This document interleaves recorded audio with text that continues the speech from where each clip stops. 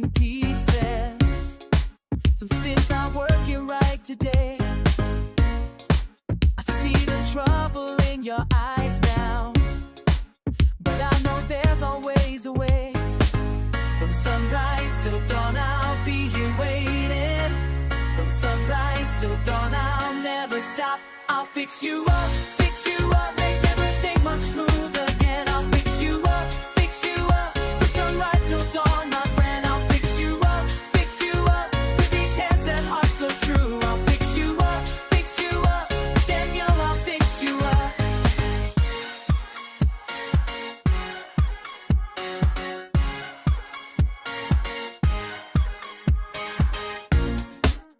The connections might be tangled, the power source has lost its spark, but every wire tells a story, and I can mend what's torn apart. From sunrise till dawn, I'll be here waiting. From sunrise till dawn, I'll never stop. I'll fix you up, make everything run smooth again. I'll fix you up, from sunrise till dawn, my friend. I'll fix you up, with these hands and hearts so true. I'll fix you up, Daniel, I'll fix you up. When the current isn't flowing, when the signals disappear, I'll be here with tools and patience, make the static crystal clear. Every cable, every circuit, every problem that you bring, I'll restore what time has broken, make the whole world sing. So don't you worry about tomorrow, don't you stress about today. I've got maintenance for your troubles, and I'll chase them all away. I'll fix you up, make everything run smooth again. I'll fix you up, from sunrise till dawn, my friend. I'll fix you up, with these hands and hearts so true. I'll fix you up, Daniel, I'll fix you up. Hey, Daniel, everything's good as new. Hey, Daniel, I'll fix you up for you.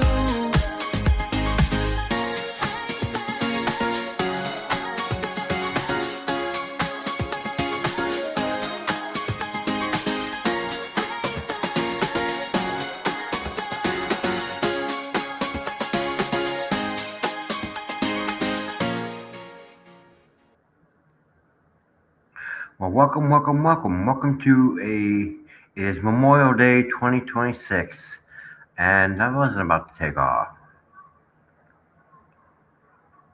Um, I don't know what to say.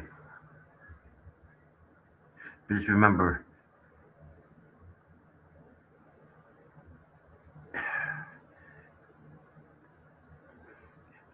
the actual price of freedom isn't free, especially when our soldiers and our military go overseas and die in the line of duty. But today is the UK Supreme Court, so have a seat, sit back, relax, and enjoy.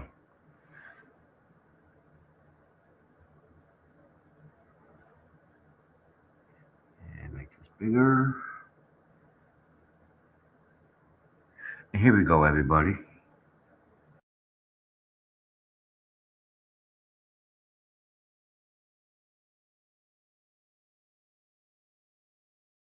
Welcome to the Judicial Committee of the Privy Council.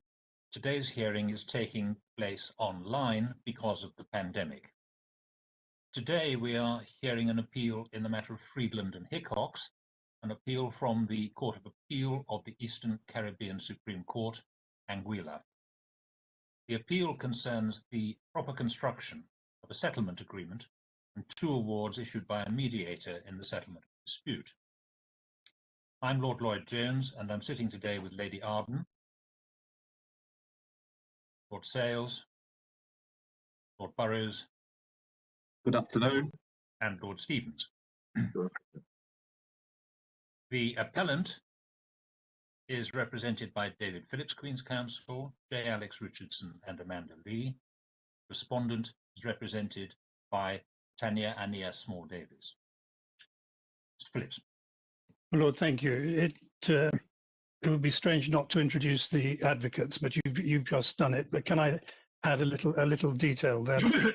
I represent the appellant together with my learned friend, Miss Amanda Lee, who is in Shrewsbury, my learned friend, Mr. Alex Richardson, who is in Anguilla, and as you know, my learned friend, Miss Tanya Ania Small-Davies represents Mr. Hickox, the respondent, and she is in Jamaica.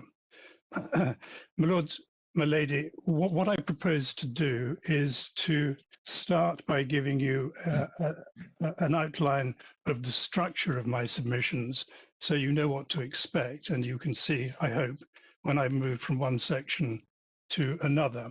I'm going to start with a brief overview of the case, principally to make clear what we say the true issue is, and secondly, to give you, although I expect you have an outline of it already, an idea of what the core elements of our submissions are. Secondly, I will conduct a review of the documents and events, not, I hope, in exhaustive detail, but sufficient to demonstrate the sequence of events which led to the making of the 6th of May 1996 settlement agreement and the 2 awards which we are principally concerned with. I intend to make clear during that review what the mediator knew, because plainly that's important to the construction of his awards, and what he intended, and we say it's explicit from his terminology, when he made the awards. And then finally, the third section contains our submissions on the correct construction of the amplification award, which is what lies at the heart of this appeal.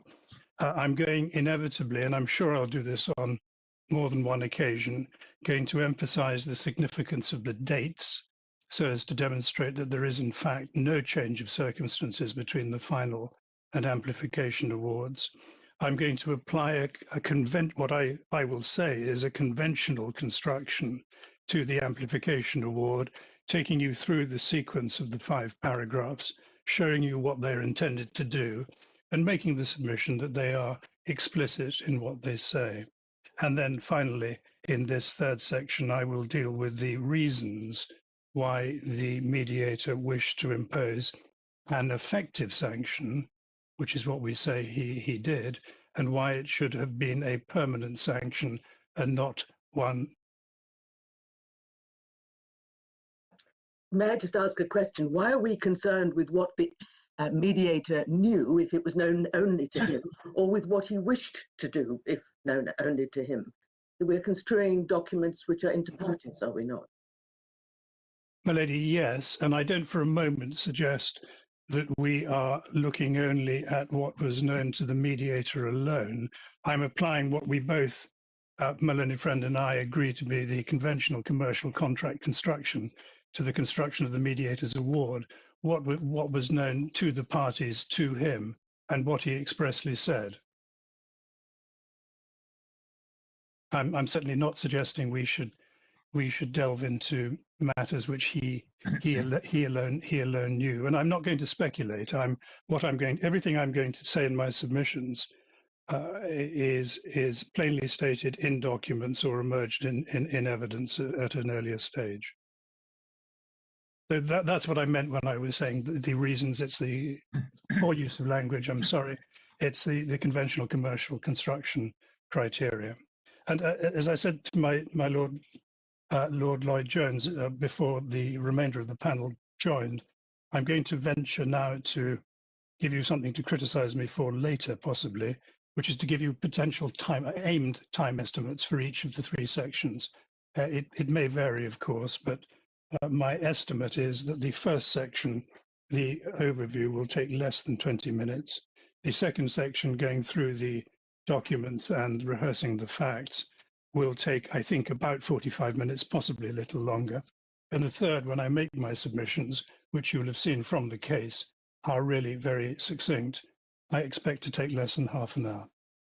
So after that general introduction, moving to the first section, which is the overview. The terminology which I'm going to use when referring to the parties is as follows. I'll refer to Mr. Friedland as indeed Mr. Friedland. He was, as you know, the leading member of the Friedland Group, a consortium.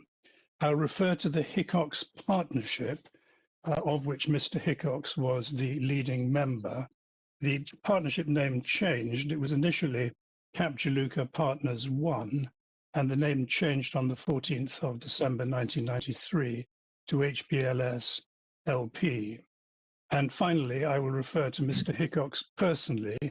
He's the respondent to this appeal in person, and he was a party to and is bound by the 6th of May 1996 settlement agreement.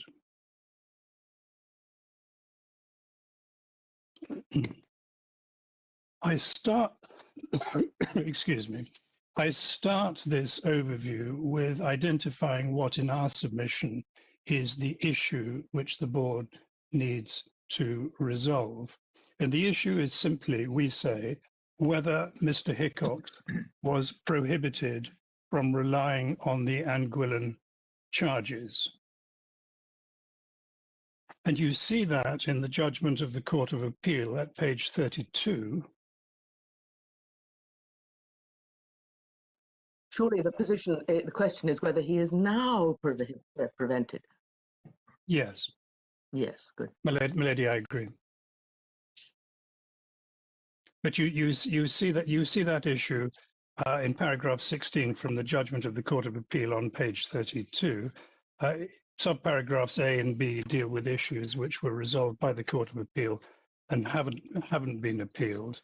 And what the Court of Appeal say is, I have crystallized these grounds into the following issues. And then at subparagraph C, whether the master should have found that the amplification award enjoined the respondent from relying on the prior registration of the Hickox charges for any purpose. And I understand that to be a statement which is consistent with the observation my Lady Arden made a moment ago. So that, we say, is the issue which the board is concerned with, not whether the Anguillan charges were validly registered. It's plain, I hope, from what you've read, that we accept, as did the mediator and the Court of Appeal, that the Anguillan charges were properly registered. The question is whether the settlement agreement and the awards made under it permanently prohibit Mr. Hickox from relying on them. And that turns plainly on the proper construction of the amplification award. And the question again,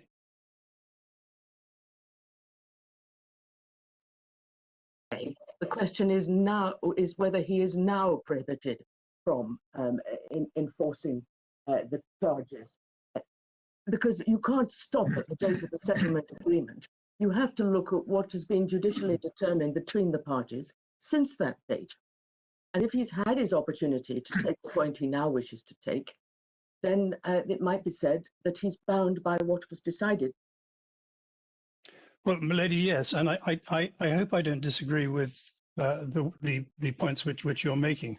For the avoidance of doubt, we say that the effect of the amplification award was to reiterate what was said in the final award and permanently to prohibit Mr. Hickox from relying on the charges. So we agree that the question is whether he is now, or as at the date perhaps he enforced the charges, prohibited from relying on them. But isn't there also going to be a question about the 2010 High Court action? The previous High Court action, which dealt with the 3 Hickox charges, and there was an appeal against the court's orders in relation to 2 of them, but not the 3rd. Yes, the outcome of the Court of Appeal case was that it was determined by the Eastern Caribbean Court of Appeal that the charges were properly registered, and we don't question that, and nor could the mediator have questioned that, because the final award which he made only makes sense if he recognized that the charges were properly registered, because what he was doing was saying, notwithstanding the fact that the charges are properly registered, you are not allowed to rely on them. Well, we'll have to look at the judgments then. We may, at a convenient moment. Yes, I mean, insofar as we need to, of course, we will. Our submission is that the effect of the judgment was to leave the charges as properly registered, which is why the matter was taken to the mediator. So I'm sorry, I'll say that again, which is why when the matter was taken to the mediator, he addressed the question on the basis that the charges were properly registered, because as a matter of logic, he wouldn't have been making an order prohibiting Mr. Friedland from relying on the charges unless they had been properly registered. So what I propose to do is to take you to, at this stage in the introduction or the overview, to 3 paragraphs from the Court of Appeal judgment, just to see, and I'm sure the board is familiar with it, so I'll do it quite quickly, the way in which the Court of Appeal dealt with the issue, starting on page 36 of paragraph 24.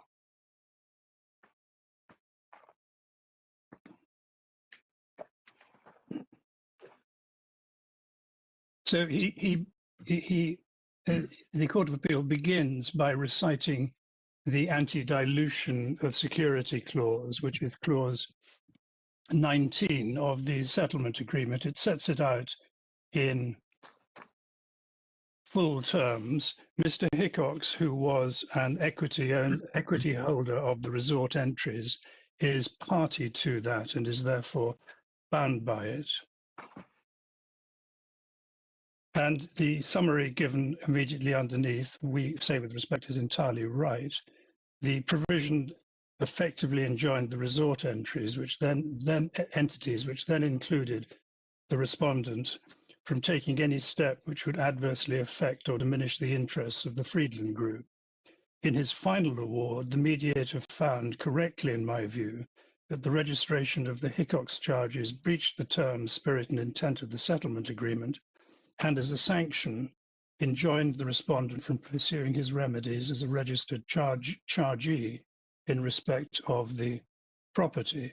And then they say this, and again we say with respect, that's plainly right. As matters stood then, and that date is one which the board will be alive to, it's the 12th of November 1997. There is no doubt that the respondent could not exercise any of his powers as a registered chargee under the charges.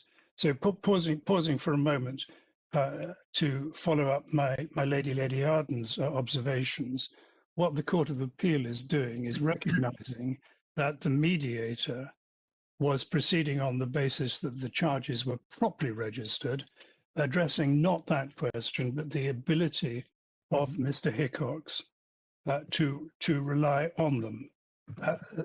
So they then continue. However, when the appellant acquired the shares on the 15th, and the dates vary, it was 15th, 16th, or 17th, the 15th of September 1997, the respondent lost their legal and beneficial interest in the companies, and they were no longer resort entities within the meaning of the settlement agreement, and therefore not bound by the terms of the agreement. This is confirmed by the mediator's amplification award. And the point which I invite the board to note is that the Court of Appeal is proceeding on the mistaken factual premise that the release, Mr. Hickox's release from the obligations of clause 19 of the settlement agreement happened after the final award, but before the amplification award, which is a simple misunderstanding of the sequence of events. If we go to paragraph 26 on page 37, we can see how that was dealt with by Mr. Hickox in Ms. Small Davis's submissions and what the Court of Appeal thought. So at the beginning of the paragraph, Ms. Small Davis submitted that the third paragraph of the amplification award was in substance the mediator's way of reciting his prior decision in the final award. And she then, the Court of Appeal then sets out the third paragraph in full. And then you see this. Mrs. Small Davis submitted that in this paragraph, the mediator took account of the changed position that had come about after the settlement agreement as a result of the appellant acquiring the shares in Lear and the respondent therefore losing his status as a resort entity. Therefore, he was not bound by the terms of the settlement agreement. And again, in my submission, this leads to the confusion of dates in the Court of Appeal's judgment, which we see on page 38 in paragraph 29, where the conclusion is given as follows. I find that the respondent as a resort entity was restricted by clause 19 of the settlement agreement and by the restrictions imposed by the mediator in the final award from exercising his powers as a chargee pursuant to the charges or otherwise dealing with the property in a manner that would adversely affect or diminish any right or interest of the Friedland Group. However, the respondent ceased to be a resort entity as at the 16th of September 1997, and the restrictions were lifted by the mediator in July 1998 by his finding in the fifth paragraph of the amplification award. So what we see in our submission is that it's a pivotal part of the Court of Appeal's reasoning that there was a change in circumstances between the final award and the amplification award. And that when dealing with the amplification award, the mediator removed the prohibition which he'd placed in the final award because of those change of circumstances. And the fallacy, and plainly I'll develop this later in my submissions, but so as to complete this overview, in our submission, the fallacy of the Court of Appeal's reasoning is that there was no material change in circumstances between the final award and the amplification award, because Mr. Hickox's release from the restraints imposed by clause 19 had gone before the final award was made. And there was therefore, and this goes back again to what my Lady Arden asked, therefore the mediator, and not as a personal private thought process, but as a matter of public analysis, the mediator had no material which would have led him to want to change the permanent prohibition which he'd made in the final award.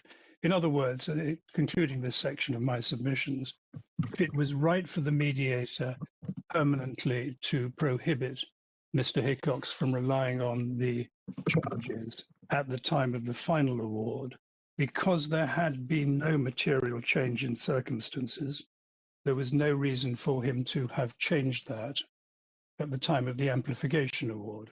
And that, we say, is a powerful tool to assist the board in its analysis of the meaning of the amplification award, although I do, of course, rely as well upon what I will present as a detailed textual analysis of the 5 paragraphs.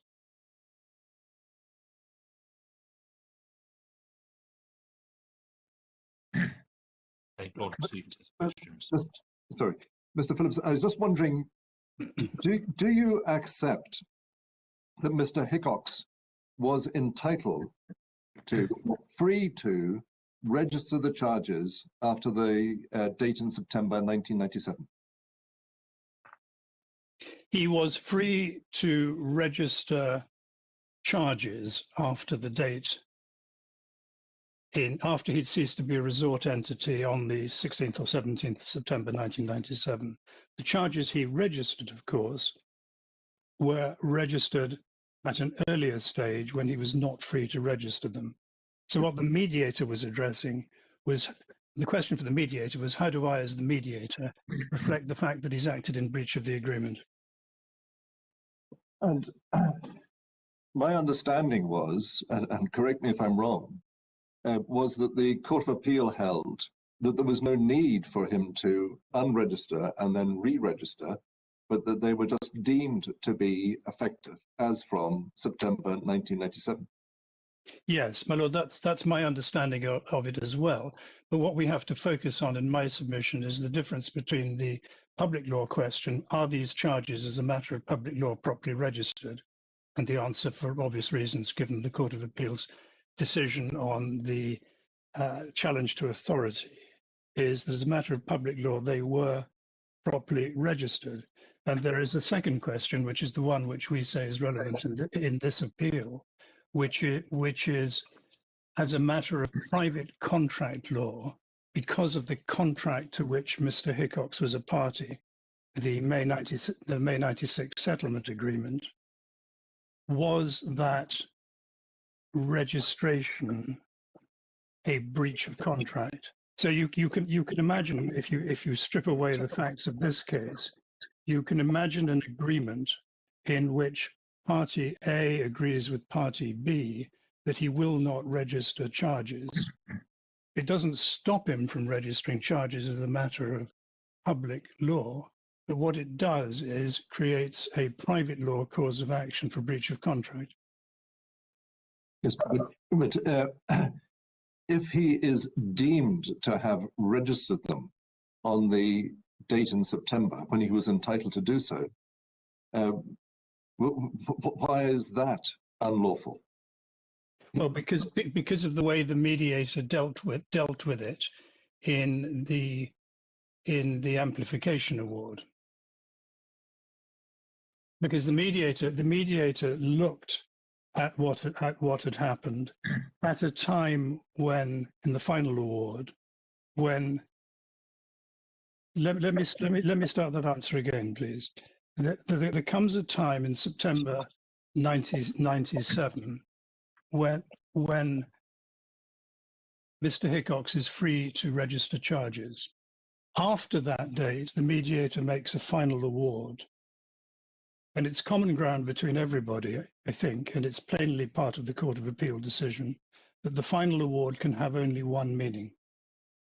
So the answer to your question is, although the charges had been deemed to be registered for the purposes of public law in Anguilla at the date in September 1997, notwithstanding that, in the final award, the mediator thought, exercising the powers conferred on him by the contract, to prohibit reliance on those charges.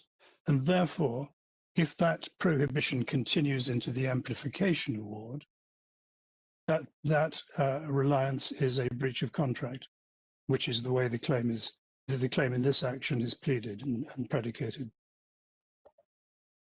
Well, that would depend upon whether the deeming was purely and simply in relation to public law, or whether or not it had the effect in private law of being a re-registration of the charges. And at present, I can't see the difference. Well, I can only say that the Court of Appeal was concerned with the registration of charges and not concerned with the issues which arose under the 1996 settlement agreement and the final award. The terminology of the final award can't be clearer. And if we're right in that the amplification award did not change that, then notwithstanding what the Court of Appeal has said, there is a breach of contract because the mediator who is charged with administration of the contract has prohibited the acts which took place. Thank you.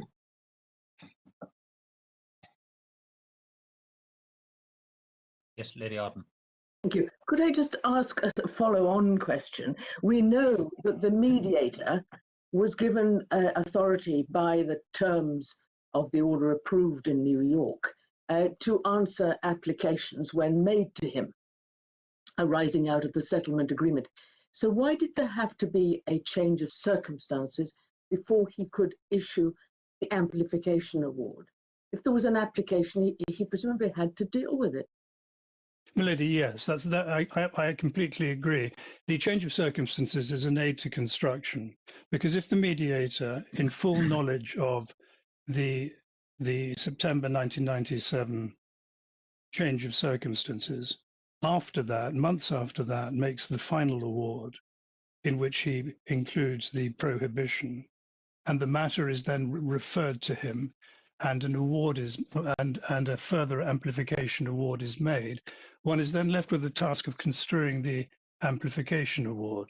And what is relevant is, first of all, that it's common ground. It was referred to him to clarify the final award, not to vary it or change it. And I'll take you to the various documents which show that. Secondly, although it's referred to him for clarification, I accept it would be open to him to say, well, I've changed my mind and I want to do something different now, because he had absolute power. But as a matter of judicial process, it's very unlikely that the decision maker would want to change their mind if there is no change in circumstances. Well, it might be that he simply came across a point which he hadn't fully taken on board before. That is perfectly possible, and one must therefore then look at the words he used in the amplification award and apply textual analysis, asking the ordinary construction questions. What does it mean on the face of it? What is the ordinary meaning of these words? And secondly, asking the other construction question, well, if he had meant something different, if he had meant something different from the apparent ordinary meaning of the words, why didn't he use different words? Why didn't he make clear what he was saying? But we haven't got to approach it with an assumption he had to find a change of circumstance. You don't have to find a change of circumstance for him to have jurisdiction to do something different.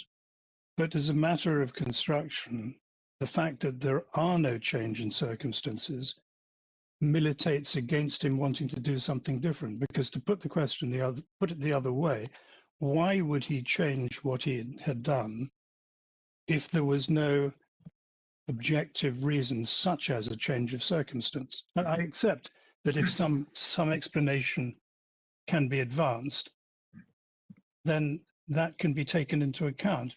But the Court of Appeal, going back to the passages I've just taken you to, was proceeding on the basis, the understandable basis, if they'd been right in fact, that the change of circumstance is what drove the alteration in the prohibition.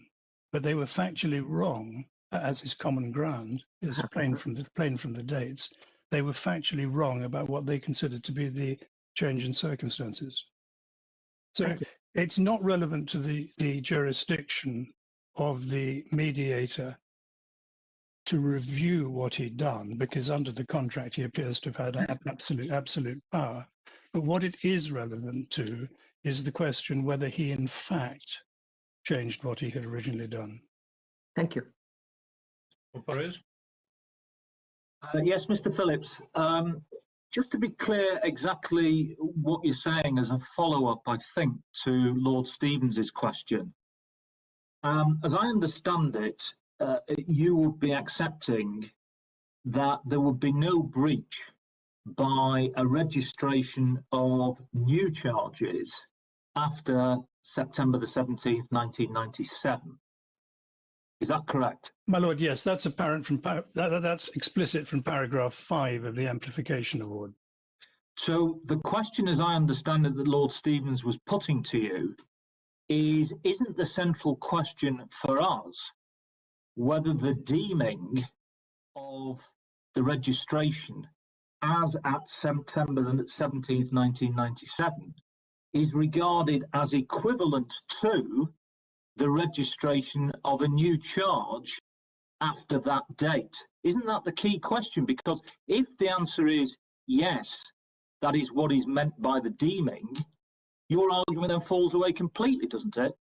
Well, Lord, I see that, and our case is that what the Court of Appeal, when it dealt with that issue, was addressing is the validity of the registration of the charges. It wasn't in any way dealing with the mediator's awards. And I appreciate that point, but if it was correct that we were to take the interpretation of what is meant by deeming registration as from September the 17th, 1997, as if the individual concerned had at that point registered new charges, you would accept that's the end of your case?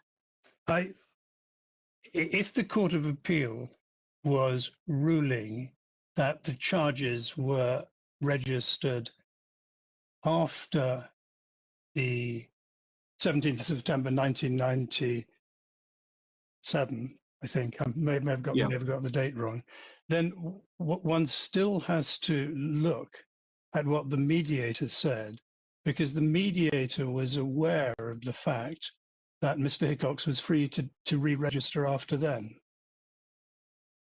Yes, but somebody might say, mightn't they, against you, that this is highly technical, because you would be accepting that had he gone out and actually registered new charges after September the 17th, he was perfectly entitled to do so. There's a court award that's deeming it to be equivalent to that. So one might say, well, he didn't need to go and do that because he's in the same position as if he'd done it. Why isn't that a perfectly plausible and sensible way of proceeding? Well, my lord, I see that, but what you have to do in my submission is look at the contractual provisions and the machinery which were agreed between the parties. And the contractual machinery provides for the mediator to have the ultimate say on whether or not, in this context, there's been a breach or not. And what you have is the mediator alive to the fact that Mr. Hickox has been released from the anti-dilution provisions, making a final award in which he says he cannot rely on those charges. And so the parties are, I understand that you say it's a technical argument, and of course, to one extent it is, because all arguments based on contractual agreements are technical, because you have to apply what the parties have agreed. And my lord will know that better than I do. But what you have here is the parties having made this agreement, having given the mediator the jurisdiction to decide what it means in practice, the mediator knowing what the facts are and saying, notwithstanding the fact that you can go and re-register, you are precluded, you are permanently, we say permanently, he didn't use the word permanently, but you're prohibited, you're restrained from relying on those charges. And that's why I started by saying in our submission, it's important to focus on the issue in the case, not the question of the registration of the charges, which we accept as valid, but on the ability to rely on them. And so the answer to my Lord Stevens, who I see raises his hand, and so I'll shut up in a moment. The answer to Lord Stevens's question and the point which my Lord Burrows makes against me is yes. But look at what the parties agreed. Look at what the mediator said. And if the mediator in the amplification award is affirming what he said in the final award, then that's the consequence of the agreement the parties made. Lord Stevens. I understand you to be saying that the mediator provided that the Mr. Hickox couldn't rely on those charges, but he's not doing so.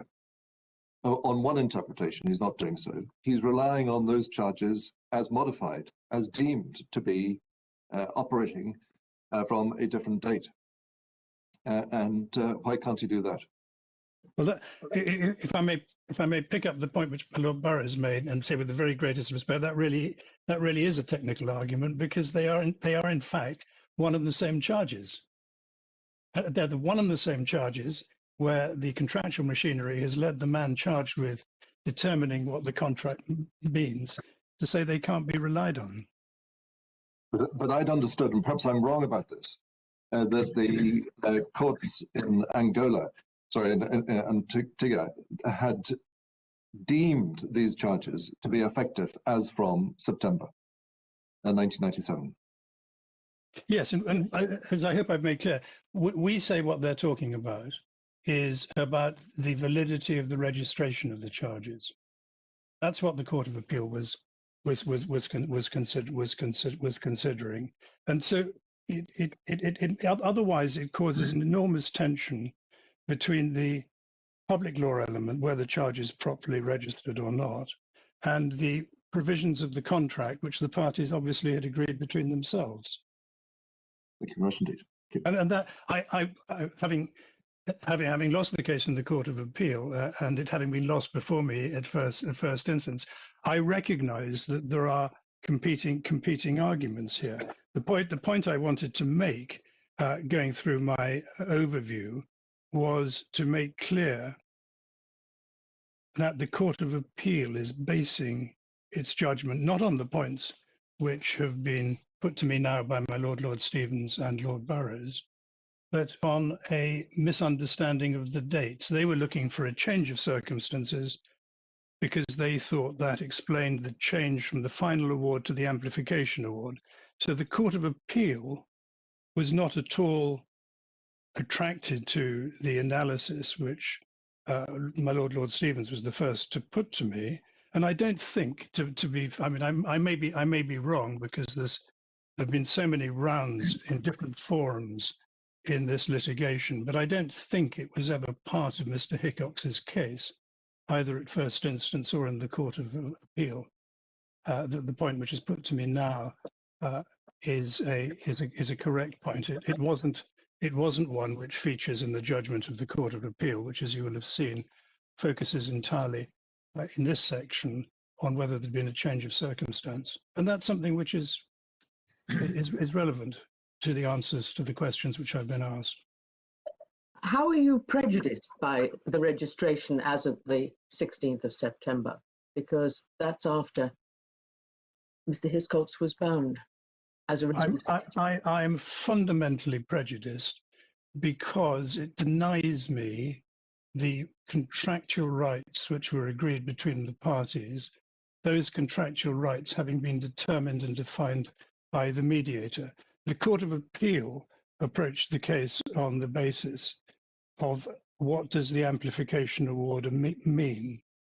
And the reason they did that was because the amplification award is a child of the consensual agreement reached between the parties, reached by the person who was given jurisdiction for making the decision on its meaning and what should be done.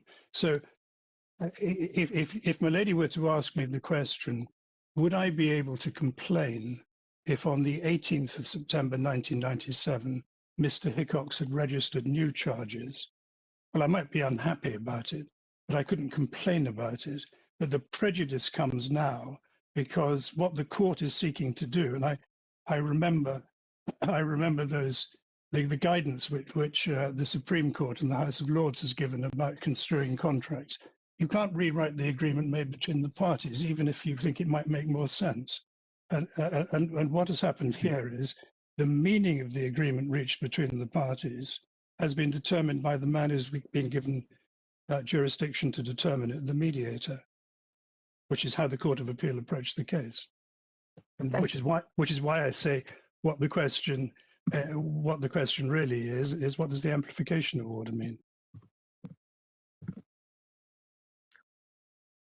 I hope that makes clear the difference in approach, which is arrived at by focusing on what I say is the true issue, namely the proper construction of the agreement, to see whether Mr. Hickox was permanently, and I'm alive to my Lady Arden's comments earlier, permanently prohibited from acting in reliance on the charges, and that's a matter for conventional construction. It's all about the priority of the Friedland charge, which it didn't get in time. Yes. Yes. If Mr. Hickox is if Mr. Hickox is allowed, as he is at the moment by the Court of Appeal, to rely on his charge, he sweeps the pool. He has the entire assets, and there's nothing left for Mr. Friedland. On the other hand, if Mr. Friedland is right and he recovers, the claim is about 19 million US at the moment. He recovers that. There may be something left for Mr. Hickox, but it's a question of which of the two gets the first bite of the diminished cherry? Well, I knew when I started it was a deep mistake to give you a time estimate, and I'm way off time, and I'm extremely sorry. I shall now, in order to win my bet, I shall rattle through the rest. What I'm going to do is move to the next section, unless there's anything else I need to cover.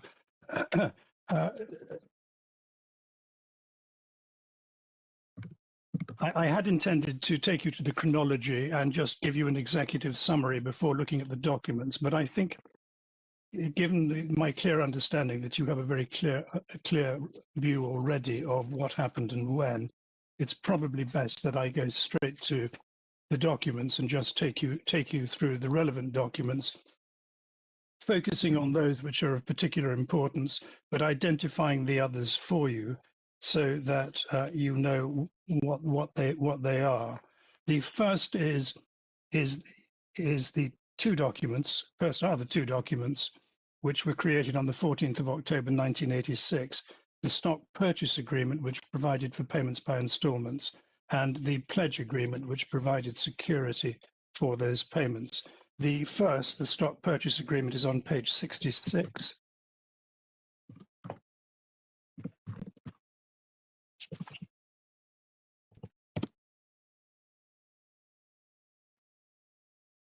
And I propose to take this relatively quickly. I can, of course, slow down if you want me to take it more slowly. On page 67, you see clause 1.1, the provisions for the sale and purchase of the stock, which provides in conventional terms for the transfer of the shares.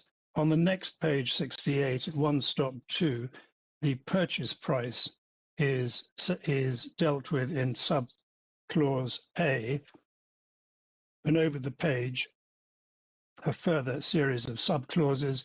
The effect is that the purchase price is to be paid by installments.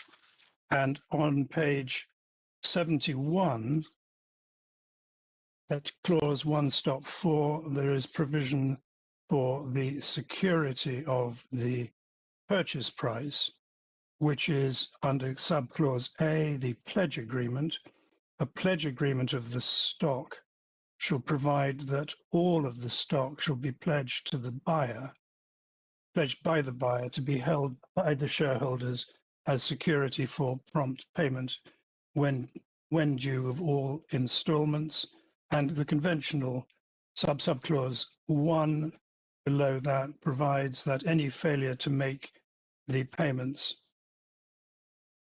due will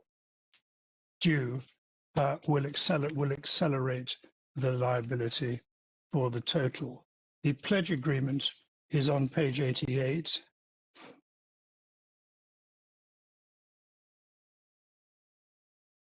And does what it says it was going to do. In clause 1 on page 89, it provides security as security for the due and prompt payment of the purchase price for the stock and all other amounts payable by the buyer under the agreement. The buyer deposits with Peter Venison as the pledge agent the following shares. So the shares are held as security for the payments. Provision for events of default is found on page 91 at clause 4,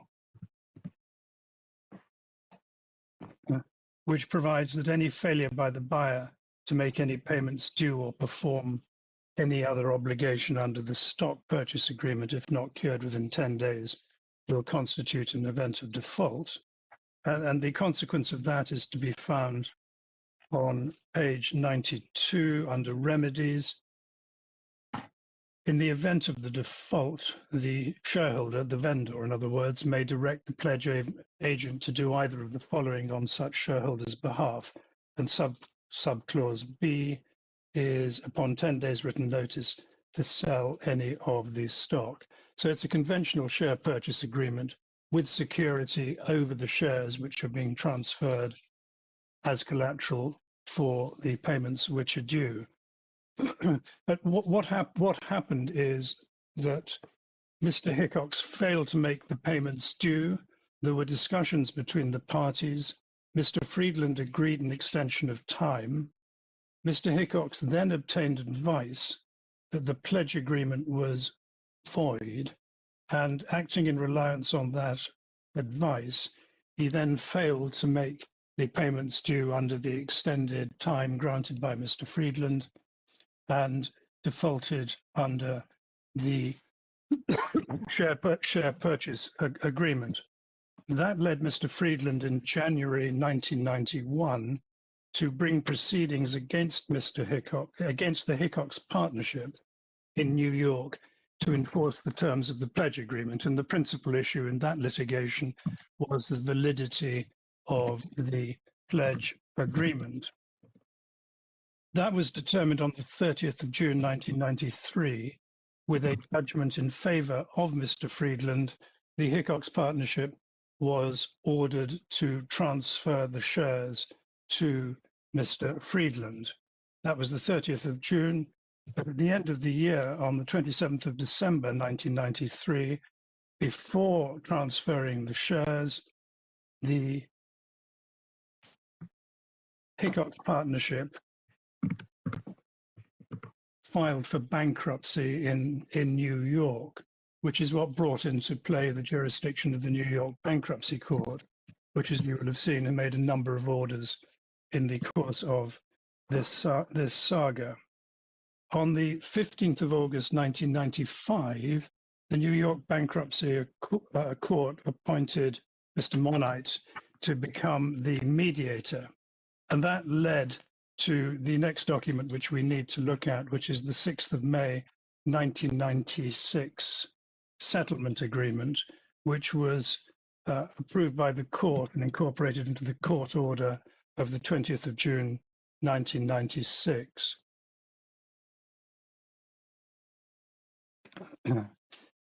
The parties to the agreement can be seen on page 100 in the last of the recitals, a third of the way down, where the recital reads, whereas with the assistance of the mediator, the resort entities and their equity holders on the one hand and the Friedland Group on the other have reached a settlement of their respective disputes on the terms and conditions set forth herein. Mr. Hickox was an equity holder in the resort entities and therefore personally was a party to this agreement. Clause 1 provides that the liability to the Friedland Group shall be fixed as at the 31st of March 1996, and figures appear on the next page 101. Clause 2, the mediator in fact fixed the liability at $4.6 million. That was the sum which was to be paid by installments. On page 104, you see provisions for security again under Roman numeral 2, collateral to secure payment of the claim. Clause 6a provides that all of the issued and outstanding shares of Lear, except those already controlled by the Friedland Group, shall collateralize the payment obligations owed to the Friedland Group. So the shares were to stand as security, and 4 lines from the bottom of clause 6a, you see that the shares are to be held by the mediator as pledge agent, pending either payment in full of the claim or default by the resort entities after the expiration of any applicable cure period. Clause 6c on the following page gave Mr. Friedland the opportunity, subject to various conditions being satisfied, of registering a charge in Anguilla as additional security, but that was never done. What happened was that the shares were given to the mediator to hold as the pledge agent for security for the payment of the sums. If we go to page, Phillips, before you move on, can you help me in relation to the reference to Mr. Hickok towards the end of 6C? You see 4 lines on the bottom of the page. yes, I think it's that. well, I'd have to, this, such judgment. Miss Small Davis draws attention to this, I think, in her written case. This provides that if a charge had been registered by Mr. Friedland, which as a matter of fact it wasn't, then it would rank after any, I think probably the useful word would be proper, any proper charges which had already been issued, registered before. So there's no contradiction between this and clause 19. No, because Of the settlement agreement. because if my lord goes to the middle of the page, such charge shall by its terms be expressly subordinate to charges executed prior to the date of the settlement agreement. Yeah. So this is 96. Mr. Hickox didn't register his charges till January 1997. What this is intended to do is to say that Mr. Friedland can register a charge as security, but that charge will rank junior to and after any proper charges which have already been registered. You see this reference to I understand. Thank you. the certified accounts. So I don't think it takes us very much further. As a matter of fact, not only did Mr. Friedland not register a charge, although he probably wishes he had, not only did he not register a charge, but the Hickox charges were registered subsequent to this and so weren't in existence at the time. Yes, thank you. So I was moving to clause 7, which is on page 106, which in my submission is important because it expressly states the intention of the parties under this agreement. And this is what the parties agreed. And I repeat my submission that what the parties have chosen to agree is important. And this clause helps explain the mediator's decision. The resort entities and the equity holders acknowledge their intention to grant the Friedland Group a valid, binding, and enforceable first position security interest in the collateral under the respective applicable laws to secure the claim.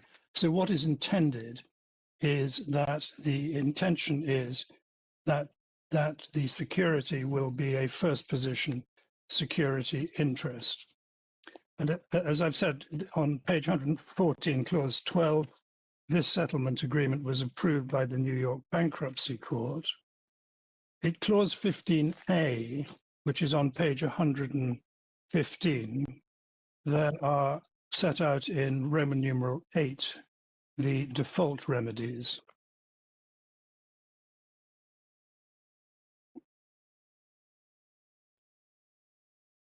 And what it provides is in the event of a default on any payment obligations set out in the agreement, the unpaid balance of the claim shall be accelerated so it all falls due, and the mediator shall exercise the Friedland Group's right as a secured creditor to retain, liquidate, dispose of the collateral, subject only to the terms of the settlement agreement and all appropriate laws.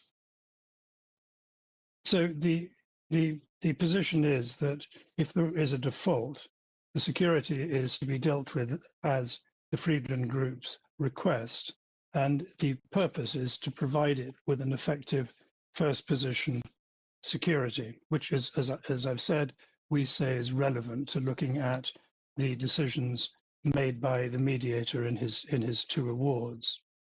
Clause 17 on page 116 deals with disputes under the agreement.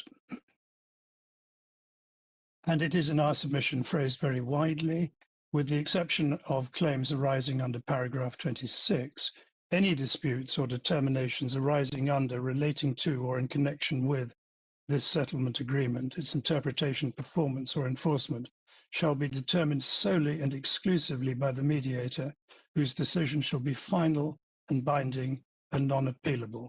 And so harking back to what I said about my submissions about the importance of recognizing and applying what the parties have chosen to agree, whether what was done by the mediator may be thought to be a technical argument or not, that is his jurisdiction, and that is the overarching binding effect which it has, because that's what the parties have chosen to agree.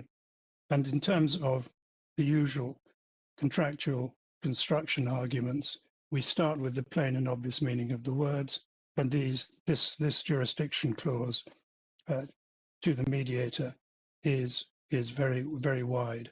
And it goes on. Any such decision rendered after payment of the claim shall constitute an arbitration award rendered pursuant to New York law. Enforcement of any such award may be made in any court of competent jurisdiction, and continuing. The next clause is the anti-dilution clause on page 117, which is clause 19. And you'll have seen it referred to and quoted in the Court of Appeal judgment, but it's plain what it says. Neither the resort entities nor their equity holders, which included Mr. Hickox, shall intentionally undertake any action which will adversely affect or diminish any right or interest granted to the Friedland Group pursuant to this settlement agreement.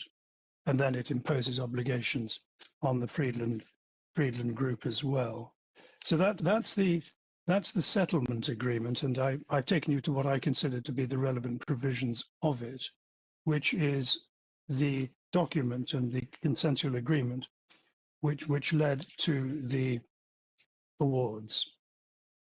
So the next event chronologically, which I refer to, is the 9th of January 1997, when Mr. Hickox registered the charges in Anguilla.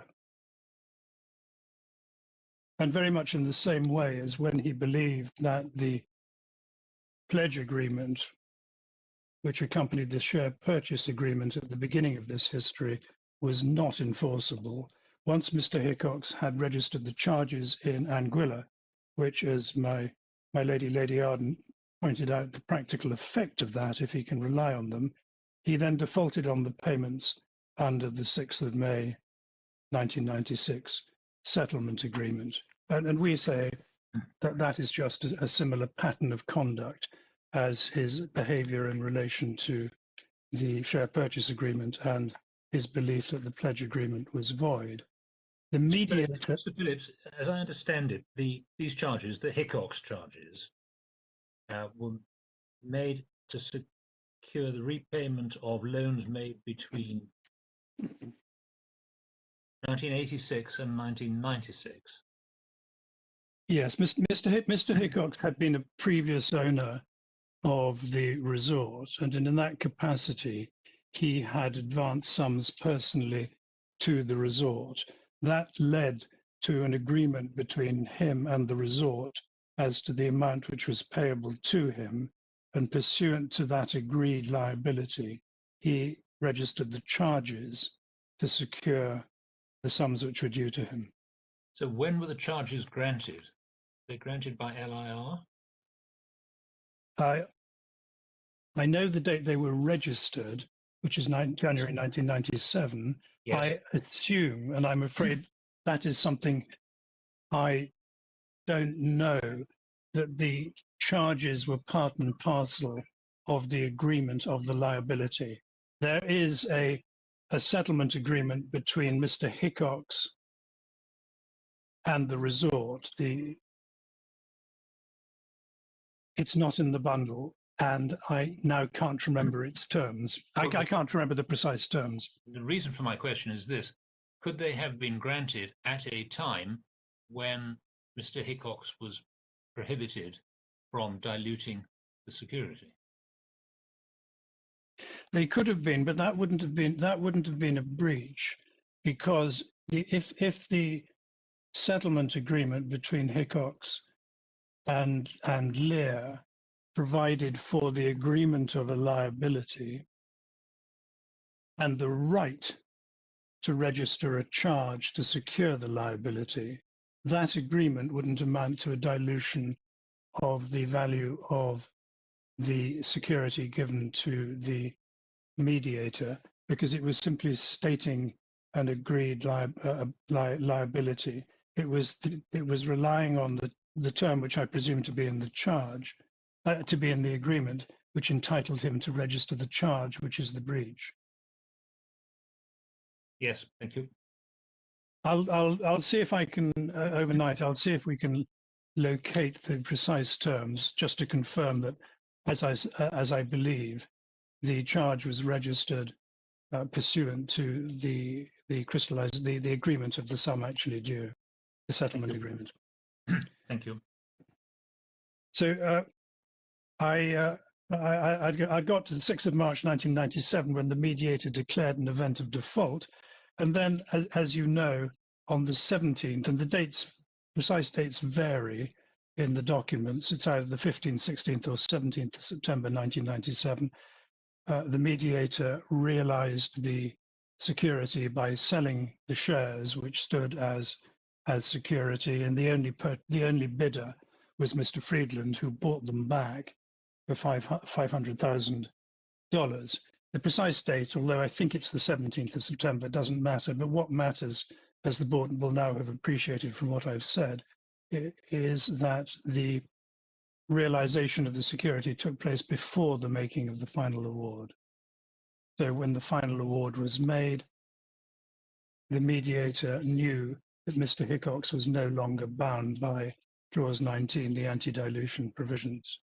So the next development is the final award itself, which is on page 129.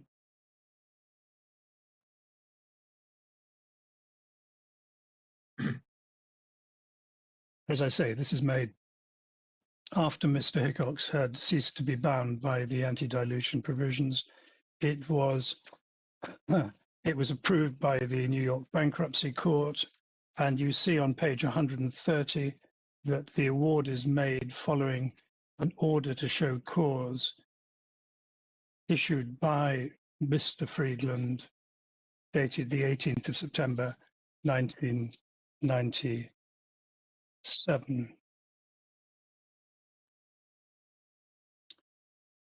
On page 133,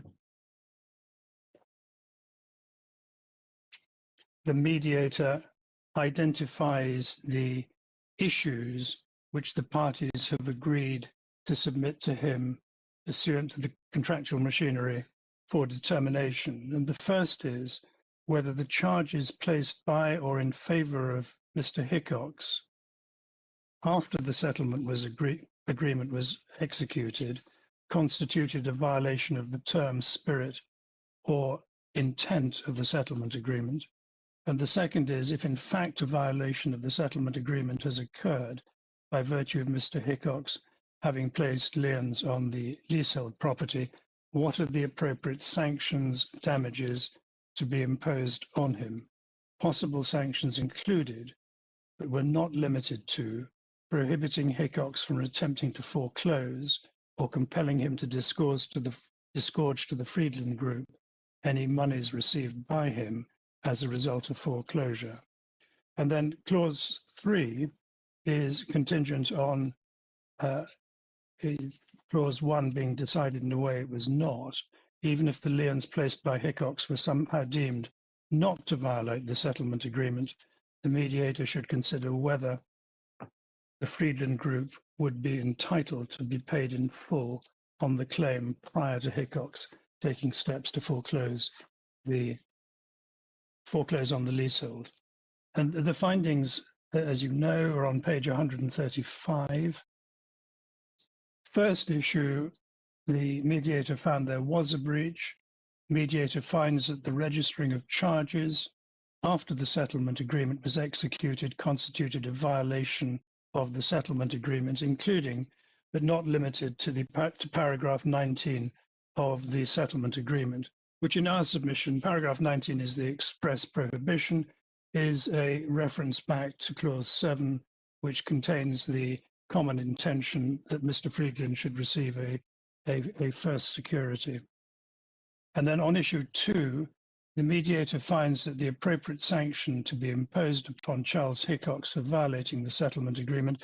The next word is, and I invite the board to note that it's a present tense is, because that's replicated, we say, in paragraph 3 of the amplification award, is to enjoin Charles Hickox from pursuing his remedies as a registered chargee under Anguillan law, and to permit him to instead take the legal action to collect the indebtedness, if any, owed to him by the resort entities only as an unregistered chargee. Now that's the order which is made by the mediator, who, pursuant to the contractual machinery, is given the jurisdiction to determine finally these issues such as this. And what we say is that paragraph is explicit, and as the Court of Appeal said in paragraph 25, there is no doubt that Mr. Hickox could not exercise any of his powers as a registered chargee.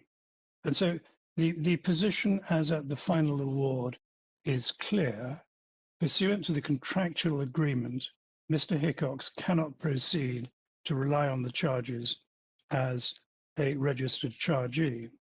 What the terms of that paragraph demonstrate in our submission is that the mediator recognized that the Anguillan charges were effective and had been properly registered. He must have thought that, because otherwise there would have been no need for him to make the prohibition against reliance. And so what he is addressing is what in our submission is the issue in this appeal. He's not concerned with the validity of the registration, simply with Mr. Hickox's ability to rely on it.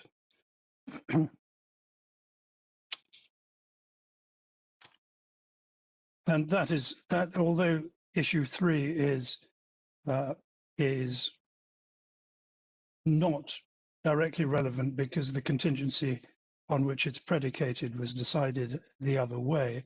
On the bottom of page 135, the last 3 lines, to the extent that Mr. Hickox is permitted to proceed with a foreclosure action as an unregistered chargee, the mediator finds that the settlement agreement does not require that the Friedland Group be paid in full on the claim prior to Mr. Hickox being paid.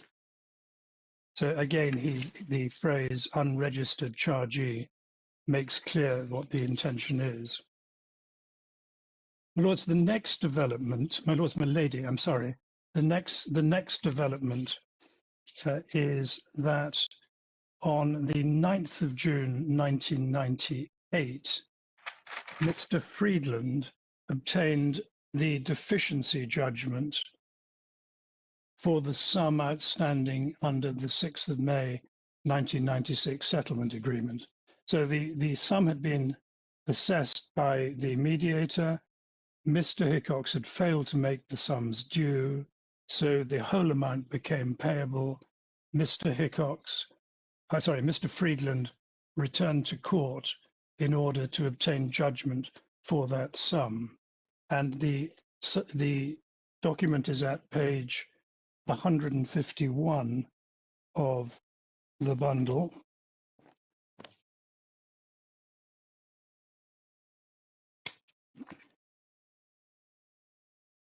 And is the judgment, again, of the New York bankruptcy court. I'm sorry, it's not at 151, it's 145. I'm very sorry. The page I'm going to take you to is 151, but the document begins at 145.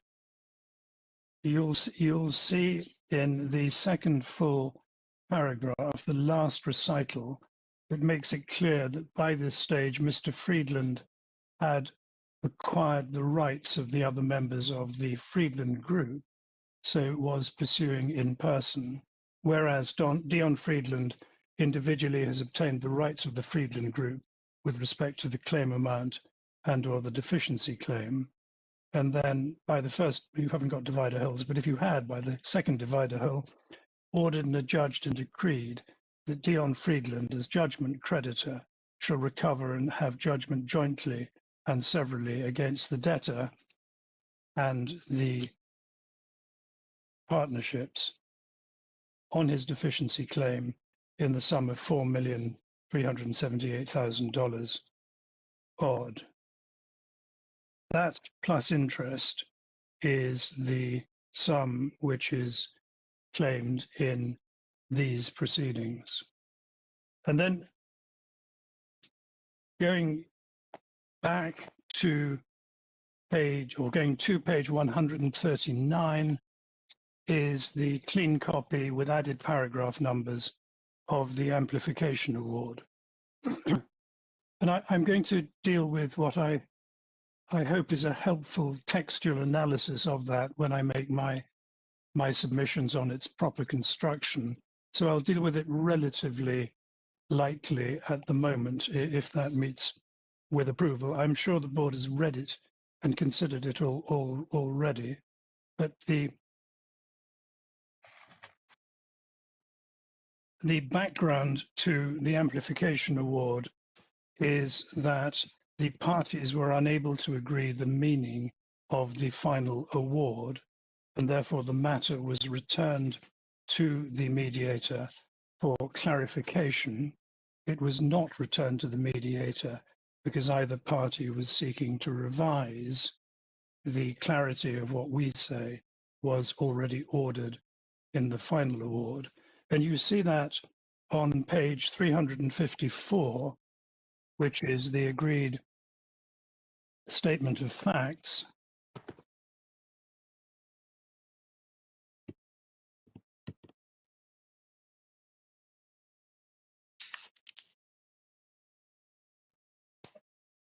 In paragraph 11 of the agreed statement of facts, Mr. Friedland's interpretation of the mediator's ruling on the second issue was that Mr. Hickox was to be restored to the position of an unsecured creditor.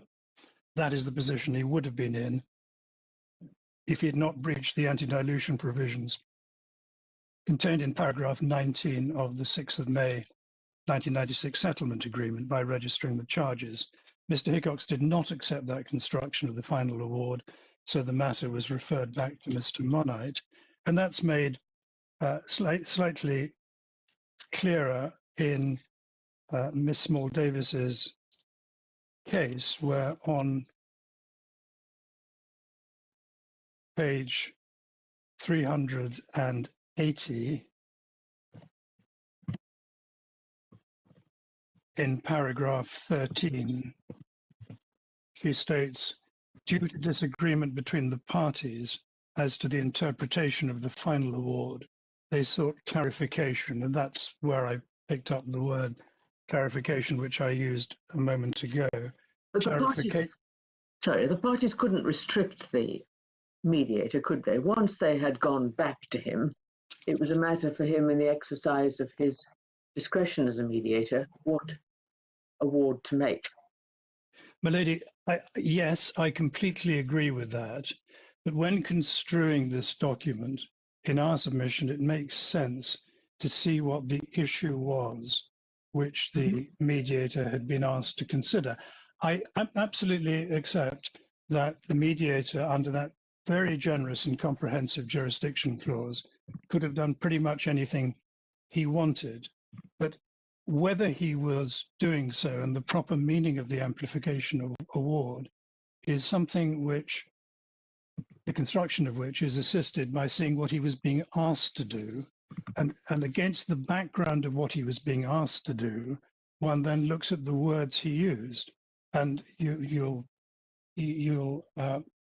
of course, have identified that it's called an amplification, not a variation, and that the first paragraph makes it clear that he's clarifying and not changing, because he says, so as to avoid any misinterpretation of the mediator's final award, the following amplification is submitted. And if I ask my lady for a moment to consider whether you had been sitting perhaps as a first instance judge, and the parties had returned to you to ask you to deal with a specific issue, and you had decided to deal with other issues, how you would have phrased the judgment, how you would have phrased the award, whether you wouldn't have made it clear that you were changing what you'd done before. But on jurisdiction, it is a point which my lady rightly takes. Yes, he had jurisdiction to do what he wanted, but it's a point which I rely on as well, because he did have jurisdiction to do what he wanted. His jurisdiction is final and binding. And the question of whether he would have wished to revise what he had already ordered is the answer to it is assisted by what he was being asked to consider. But I suppose he would have considered naturally the consequences of what he was being asked and the implications of the dispute. So he'd be bound to be looking at consequences. My lady, he would, and it comes down. I think we can probably both agree. I will agree completely with you that he had jurisdiction to do what he wanted. You will agree with me, I'm sure. The width of the exclusive jurisdiction clause, that he was the person charged with determining it. And at the end of the day, we have to look at what he said, and we have to look at what he said in the context of what he was being asked to deal with. Because although he had power to do something, doesn't make irrelevant that he wasn't being asked to do what it is said he did. And I'm leaping ahead in my submissions now, but to follow up my lady's point, can I take you to paragraph 5 of the amplification award? And what that says is that Mr. Hickox is no longer an equity holder. Therefore, effective the 17th of September 97, the settlement agreement no longer prohibited Mr. Hickox from registering his charge. Accordingly, Mr. Hickox is no longer restrained from registering his charge, insofar as the settlement agreement is free to do so, subject only to the constraints, requirements of Anguillan law. And ask my lady this question, and of course it's a forensic question. I don't expect you to answer it, at least not until I see the judgment. But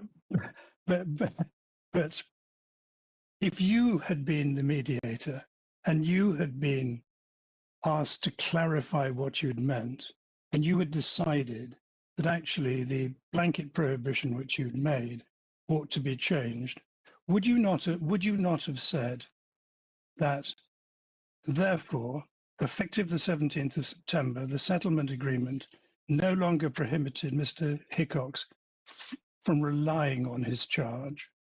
Accordingly, Mr. Hickox is no longer restrained from relying on his charge.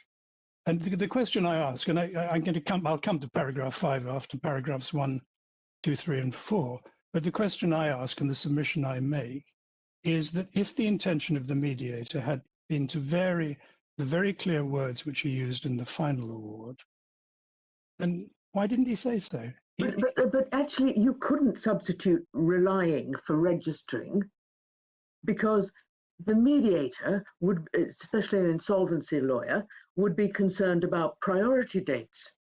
So there's a world of difference between relying on a charge already registered and registering a charge afresh.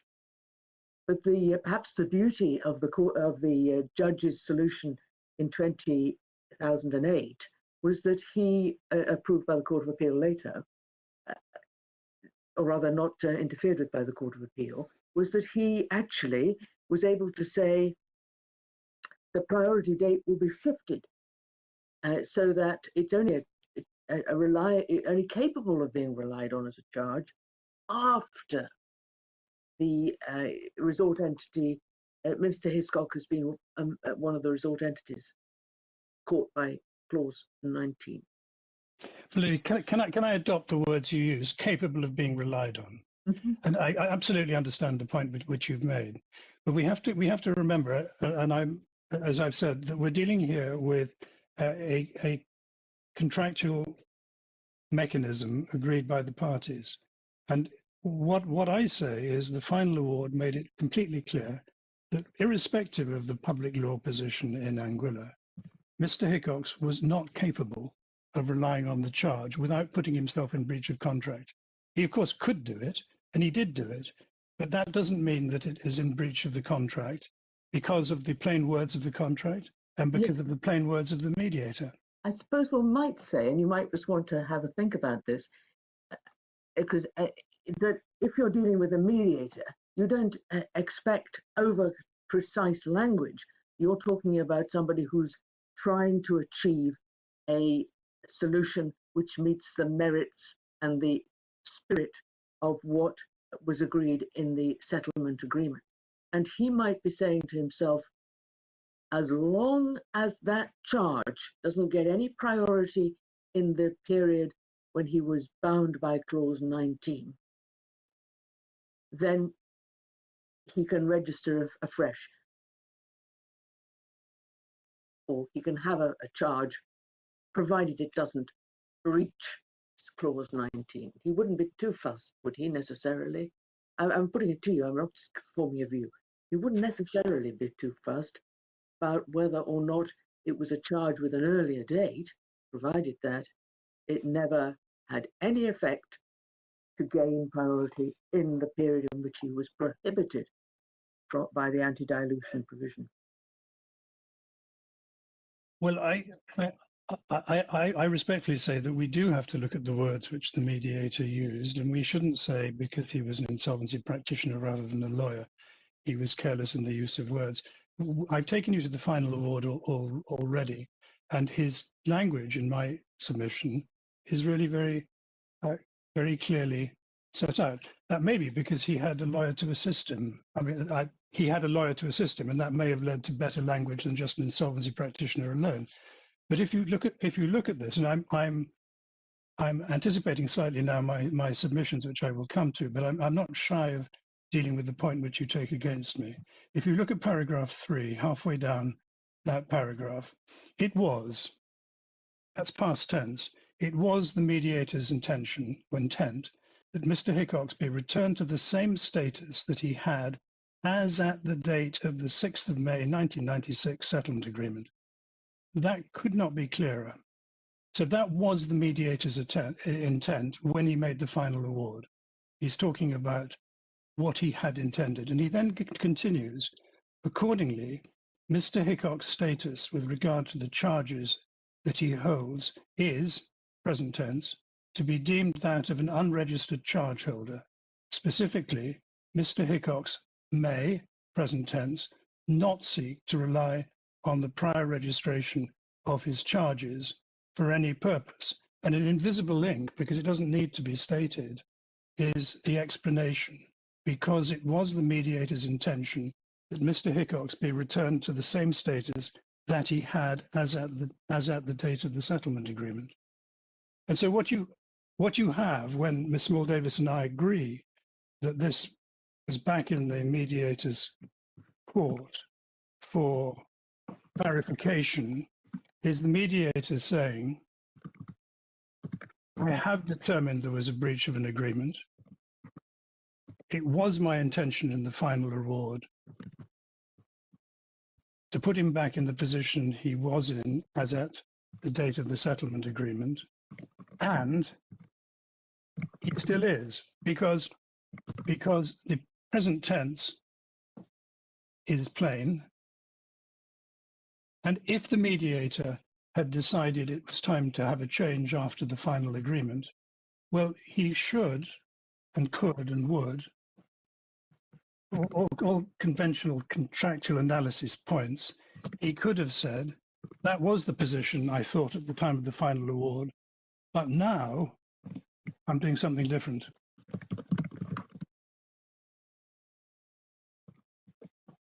Thank you.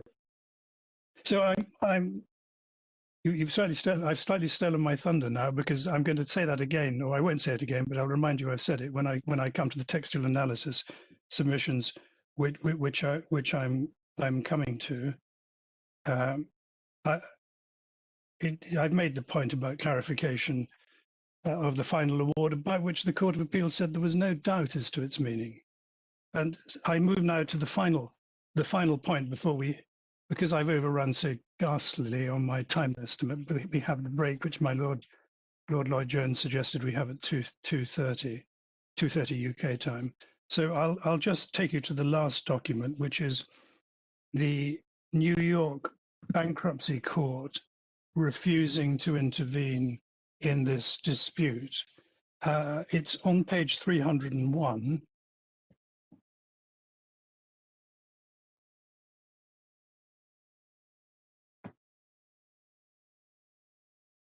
Which I can't find at the moment, so I've got it.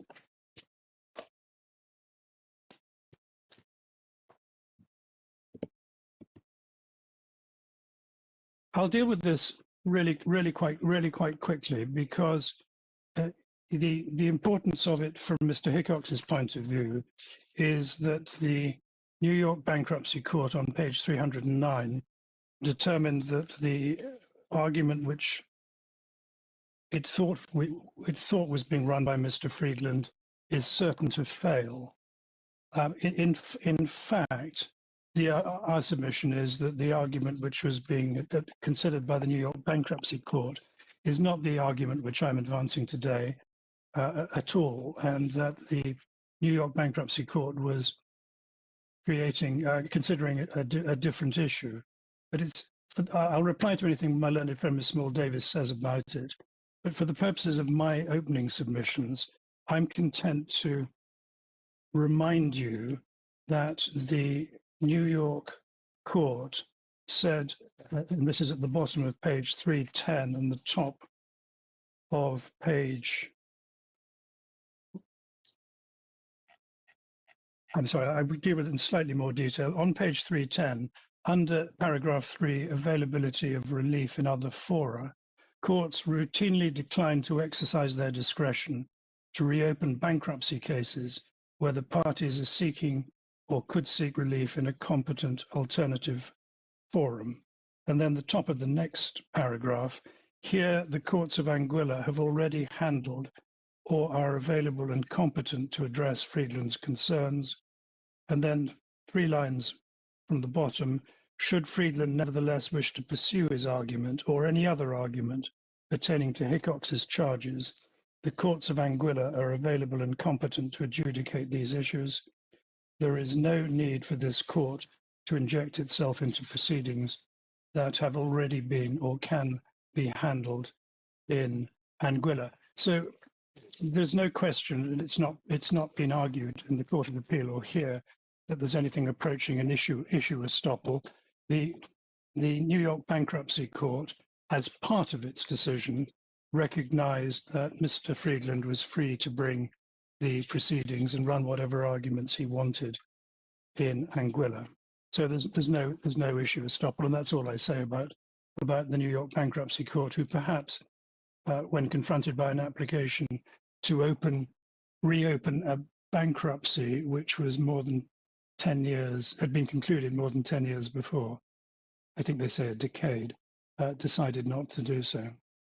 So unless there's anything on the documents which you want me to consider, what I will do after our short break is really quite briefly, subject to questions, set out the basis of our submissions on the construction of the amplification award, which is the real issue in this appeal. Thank you, Mr. Phillips. We'll adjourn for 5 minutes. We'll sit again at 25 to 3. My Lord, thank you. Mr. Phillips. My Lord, thank you. I'll make my submissions on the proper construction of the amplification award following what we've said in our case. And I know that the board will have read that, so I'm going to repeat parts of it verbatim probably, but I'm not going to simply repeat it all. And insofar as I don't say orally what we've put in writing, I have done that simply to focus on what I think the most pertinent points are, but we rely on what we've said. The first section is dealing with the change in circumstances, which I think, in having heard what's been said, I can deal with really very succinctly. It starts in paragraph 26 of our skeleton, which is on our case, which is on page 370.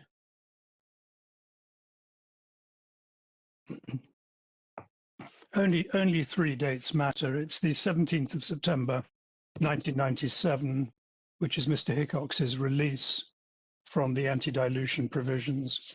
The 12th of September, 1997, some months later, which was the date of the final award. And so when making the final award, the mediator knew that Mr. Hickox had been released. And the third date is the 20th of July, 1998, the date of the amplification award. And as we've stated, and as I've already addressed the board, there were no change in circumstances, and the Court of Appeal's apparent reason in my submission for its decision is based on a misunderstanding of the dates. So that we say, notwithstanding my Lady Arden's points to me earlier, we say is it doesn't go to the mediator's jurisdiction, but it goes to a part of the factual matrix which is relevant to the construction of his order.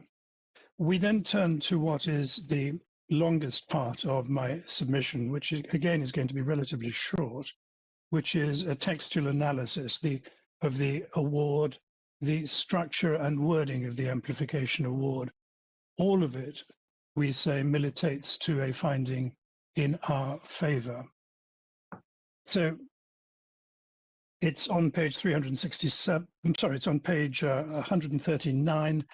367 contains what we have put in our case on this.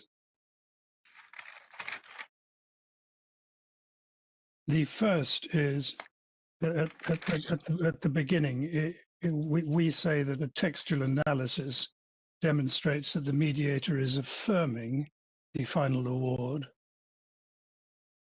He's not altering it. And that in my submission is accepted by Mr. Hickox. If you look at page 381,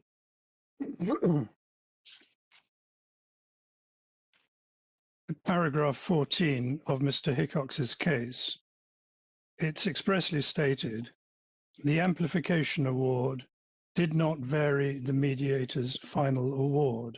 It amplified, or put it another way, enlarged upon the final award.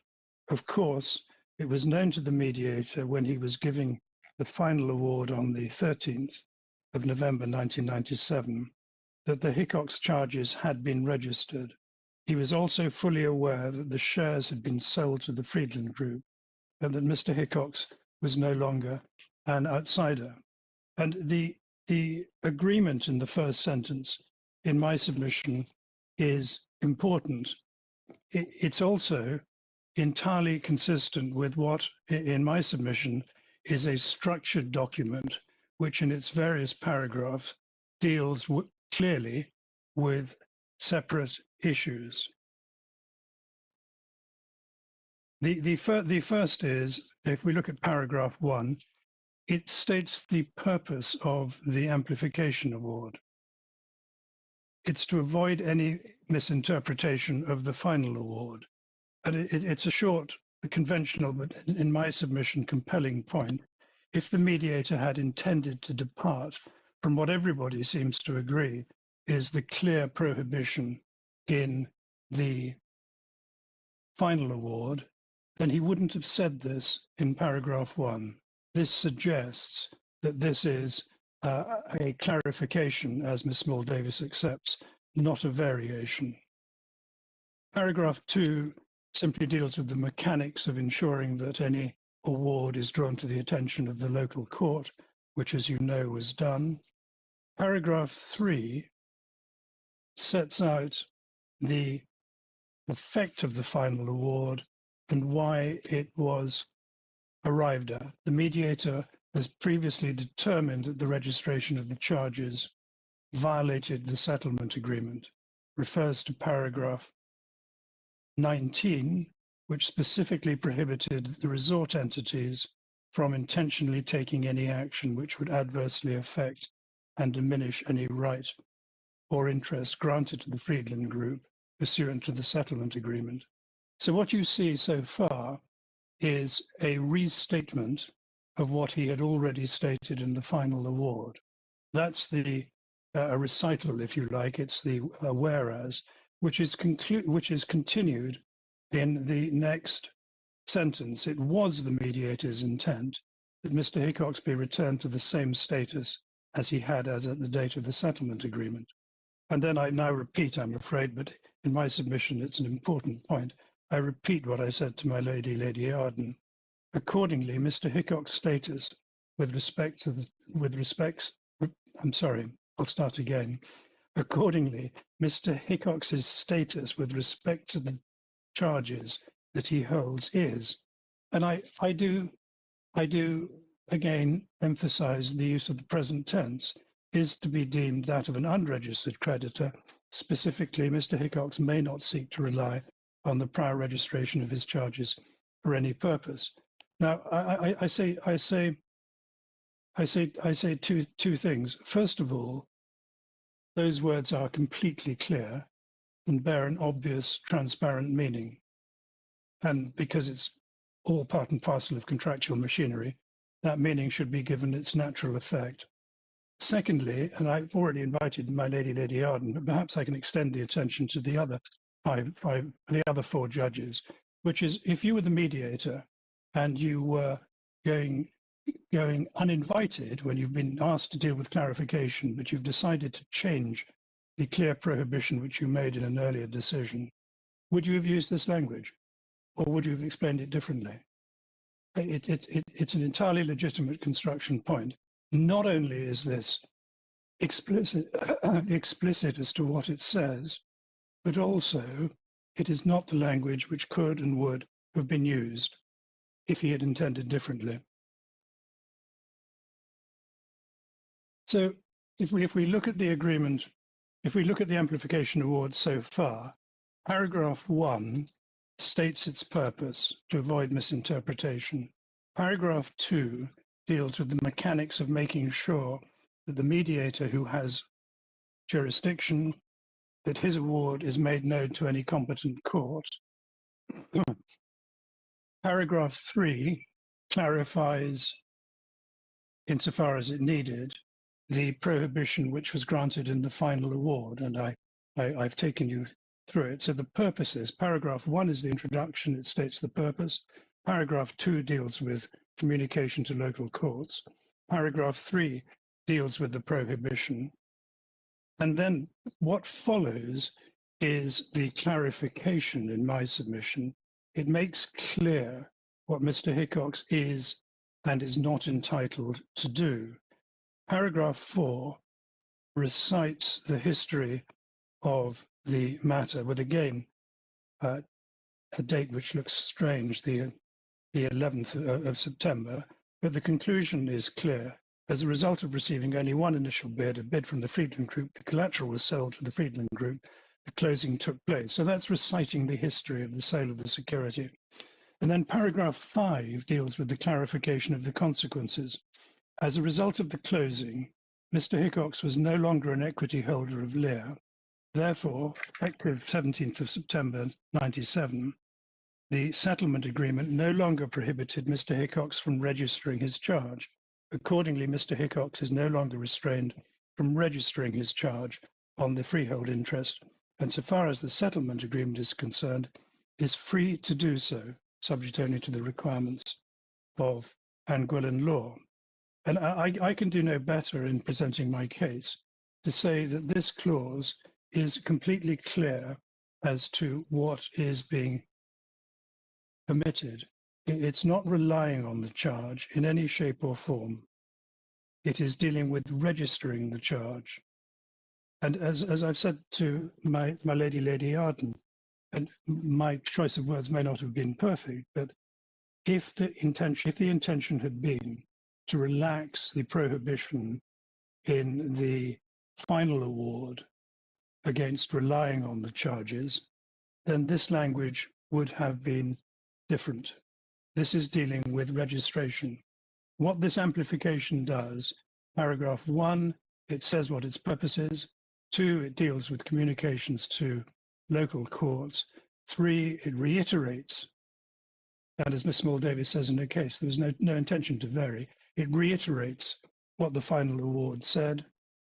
It then recites the sale of the collateral, And 5, it clarifies what the consequences are. He's allowed to register the charge. So in our submission, this is a commendably worded, logical sequence of paragraphs where the wording is as clear as you could hope to see. And what it does is effectively to affirm the prohibition contained in the final award, but to make clear that Mr. Hickox is free to register the charges in Anguilla. It doesn't alter his inability to rely on the charges as prohibited in the final award. And as a further aid to construction, one can look at the appropriateness of the meaning which I attribute to this award. Mr. Hickox had a history, as the mediator knew, because he had conduct of this matter, of failing to make a payment because he thought the security was not valid under the stock purchase agreement. He had a history of having registered the charges in breach of the contract, of failing to make the payment due under the settlement agreement. And the mediator's intention is completely clear. It is to restore Mr. Hickox to the status he had at the 6th of May 1996. That is to put him in the position which he would have been in, and Friedland would have been in, if the breach of contract hadn't taken place, which is a commendable and entirely proper legal approach. And that we say was achieved in the final award. Mr. Friedland was restored to the position of having a first position security.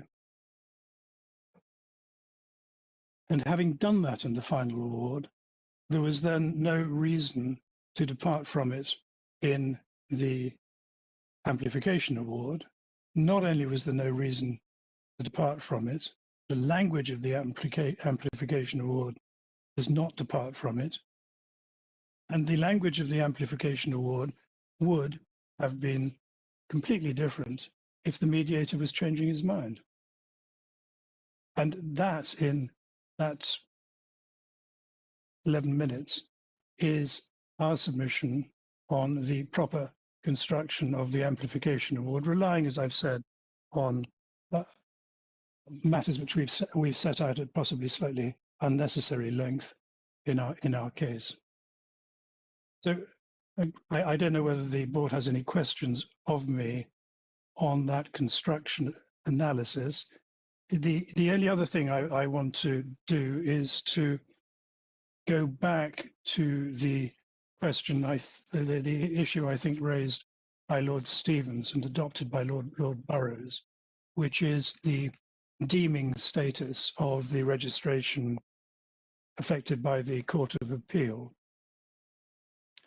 There's a small technical point which I make, contrary to what Ms. Small-Davies says in the case. By the time of the Court of Appeal judgment in the Anguillan litigation, Mr. Friedland was no longer either a party to it, which he never was because the company was the party, but nor was he behind the scenes as an equity holder or had any other interest in the company, because he had sold his shares to a purchaser between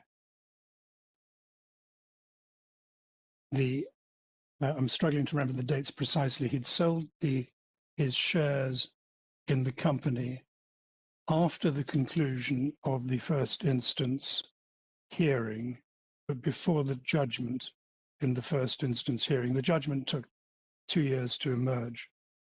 And so the appeal was brought at a time that Mr. Friedland was not either a party to the litigation or an equity holder or in any other way an owner of the company. And secondly, I will, when we finish this afternoon, look again at the Court of Appeal judgment. But I represented Lear in that case.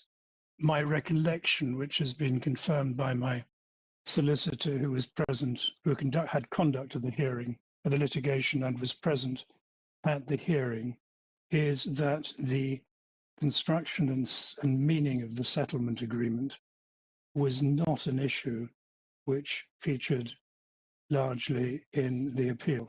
That's my current recollection, but I will look again at the judgment. But my answer to the point remains that the Court of Appeal, when you look at what it was doing, is talking about matters of validity of registration in a public law context. Whatever it was doing, it was not dealing with the prohibition made by the parties by consent in the settlement agreement and reiterated in the final award, and if my construction argument prevails, and that was the argument which the Court of Appeal was considering, the construction point, not other points. If my construction point is right, reiterated in the amplification award. But as I say, I will look at that overnight. My lord, yes.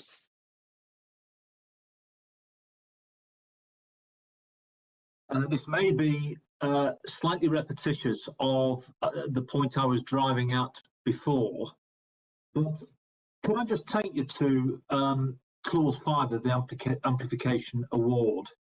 Let's say that Mr. Hickox, just for the moment, had this in his hand. I know the dates don't match this, but let's assume. And he's well aware that he isn't allowed, he would be in breach of contract if he tries to rely on the original charges. So what he does, he goes or tries to do something, and it effectively is told, well, actually, you can't re-register. You can't re-register. What you, that would be absurd. All one has to get is some sort of deeming provision, which will treat you as if you had re-registered. So he tried his best not to make any breach of contract. What else is he supposed to do? If that were the position under Anguillan law, that it is pointless or perhaps even not permitted to re-register an already registered charge. Right, I'm afraid I don't know whether that is the position under Anguillan law. I can't see there's any difficulty in my submission. The land registry would be likely to accept the fresh registration if the context of the matter had been explained to it. But even if I'm wrong about that, and so my lord's premise is correct, you're thrown back on what the parties have agreed, and we're told all the time the parties are allowed to agree what they want to agree, so long as it's legal and not for some other reason unenforceable. But in this case, you have an absolutely clear agreement: the first position security, the anti-dilution provision, and the very generous jurisdiction clause given to the mediator to be the final arbiter of what the parties' rights under the contracts are. And the parties' rights under the contracts can't be swept aside. They have to be given respect too. There has to be some recognition of what they agreed. The fact that Mr. Hickox, in our submission, cynically, after registering the charges, thought he was free to default on the settlement agreement, it is something which the mediator would have been well aware of. It was public knowledge, and the mediator resisted the temptation of, as he could have done under the jurisdiction clause, imposing a sanction in the sense of a penalty, because Mr. Friedland was saying, well, in any event, I'd like to have my debt now paid in full in advance of Mr. Hickox's unsecured creditor claims. What the mediator was doing was very balanced, and as he said, he was restoring the parties to the position they would have been in if the 6th of May agreement had been complied with, which is, and my Lord will know the definition of measure of damages in contract better than me, but it seems to me to be a remarkably close attempt to achieve justice. What Mr. Hickox was doing. I suppose what I'm driving at, Mr. Phillips, is that you're wanting us to make a sharp distinction ultimately in interpreting this contract between private contract law and the public law of registration. And what I suppose I'm throwing at you is, can we realistically do that against a context in which we're told that there has been a deeming by public law of the registration as from a particular date? And don't we have to take that context into account? You can't just, can you, very sharply separate out the so-called private law of contract from what you're deeming to be the public law of registration? Well, my Lord, the answer to my submission is, if that's what the parties have agreed, if that is what the parties have agreed to do, then that is what they've agreed to do, and this court ought to respect it and reflect it. So take this for an example. Say that somebody has a charge which is registered over a property, a validly registered charge, and the parties come along and in commercial circumstances, the party who owns the registered charge agrees with the other party that he will not seek to enforce it. You have a charge which is validly registered, and which, as a matter of fact, the first party, unless he's restrained by injunction, could enforce. But you have an agreement between the parties that he won't enforce it. And so if he does so, he acts in breach of contract. So it balances very, very, very clearly the private consensual agreement with the public law position. Yes, the charges are validly registered and they're deemed validly registered. But the mediator has said, and he says it in express terms, my intention is to put Mr. Hickox in the position, restore him to his status as at the making of the settlement agreement. And as at the making of the settlement agreement, he didn't have charges, he wasn't allowed to register charges, he was not a secured creditor.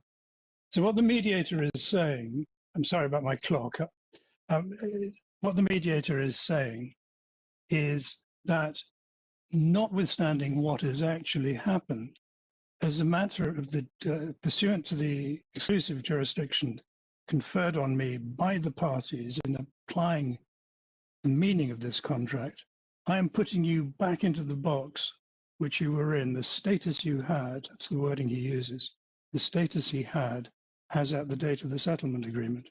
What is the status he had as at the date of the settlement agreement? He was an unsecured creditor. He hadn't broken the contract by registering charges. So the fact that he had chosen to break the contract by registering charges really should not put him in a better position, particularly when you look at the mediator's express words. Thank you.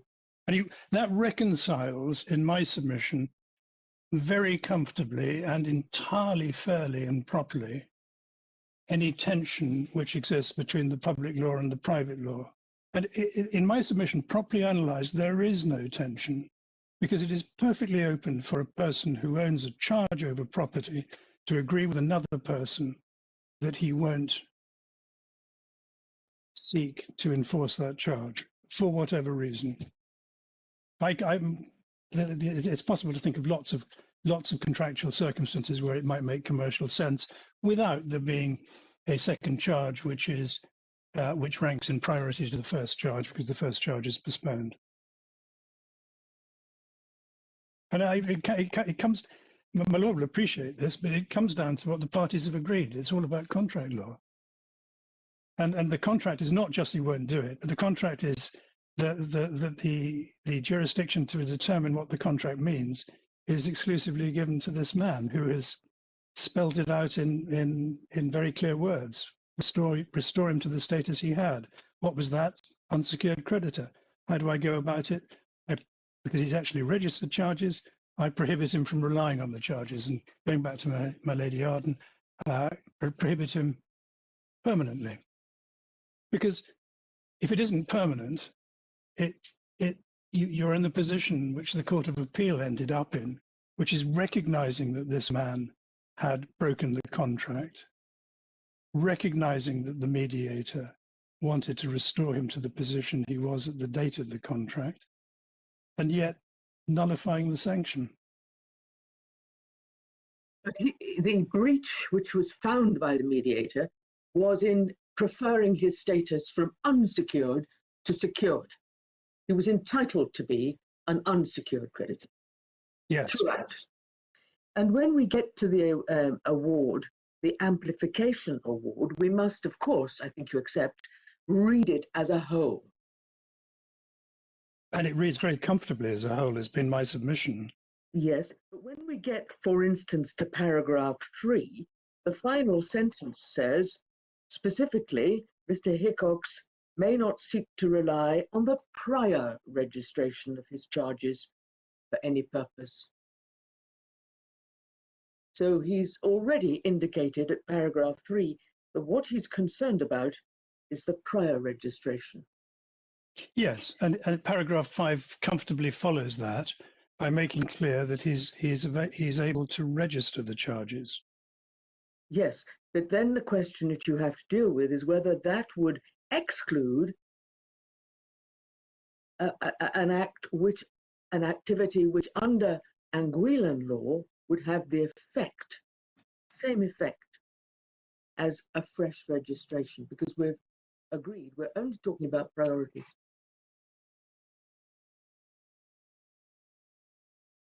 Well, I see the point which my lady makes, but it is, in my submission, with the greatest respect, straining the reality of it. But following it through, paragraph 3 begins by saying what the mediator had found in the final award, the restraints which he'd made, and it continues. It was his intention that Mr. Hickox should be returned to the status he had at the date of the making of the agreement. You see, that's looking backwards. That's looking that's the recital. That's the whereas. It's looking backwards, and then accordingly, the status with respect to the charges he holds is to be deemed that of an unsecured charge creditor. So that is present. Now can I address? And so you have a problem with your analysis in my submission, because you're not reading the sentence before. But looking only in isolation at your sentence, specifically, Mr. Hickox may not seek to rely on the prior registration of his charges for any purpose. Now, there are two possible dates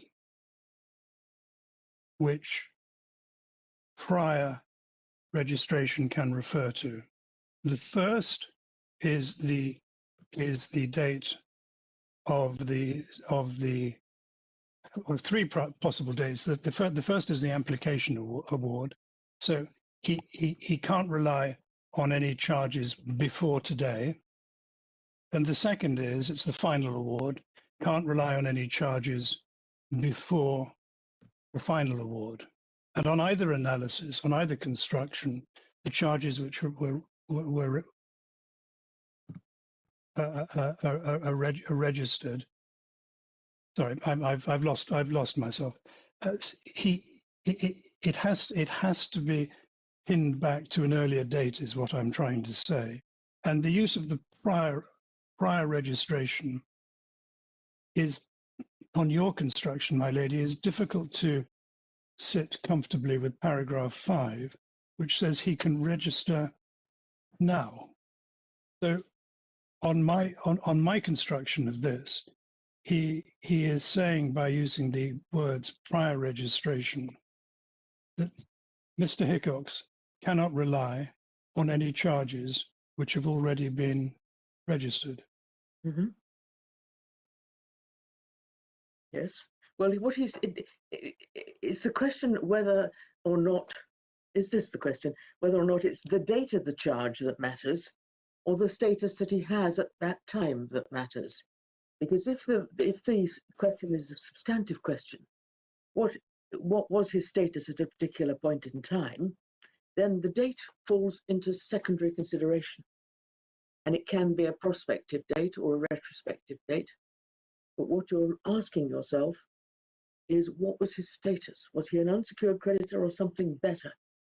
Well, And well, the third from bottom, pre-penultimate sentence, is clear. It was the mediator's intention that Mr. Hickox be returned to the status he had as at the date of the settlement agreement. but And that then doesn't say how long. Doesn't say for how long he's got to stay there. No, but then you go on to the next sentence. Accordingly, Mr. Hickox's status with respect to the charge that he holds is, that means today, to be deemed that of an unsecured, unregistered charge holder. Why is his status to be deemed that of an unregistered charge holder?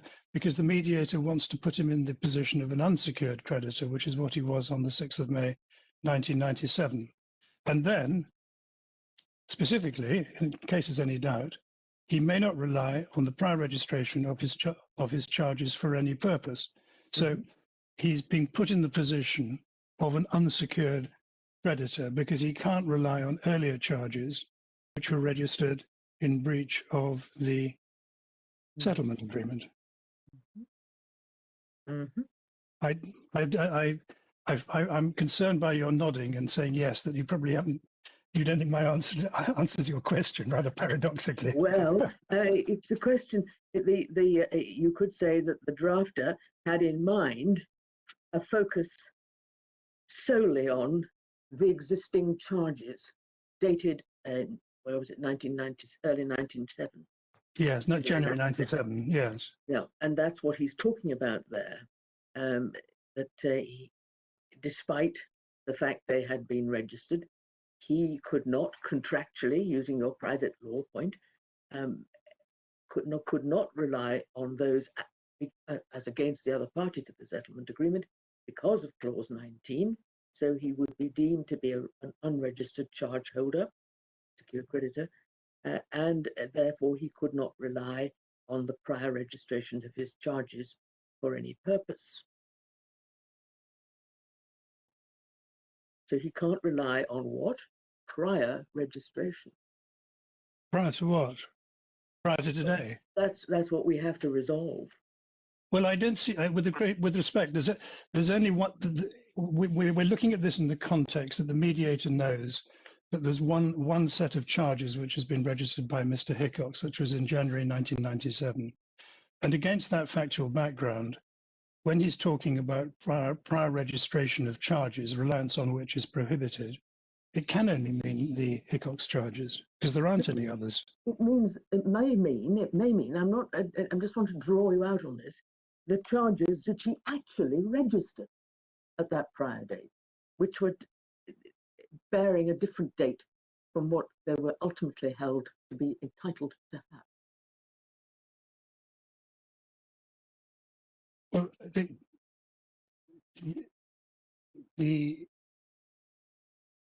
mediator is making this award on the basis of the facts as they existed on the 20th of July 1998.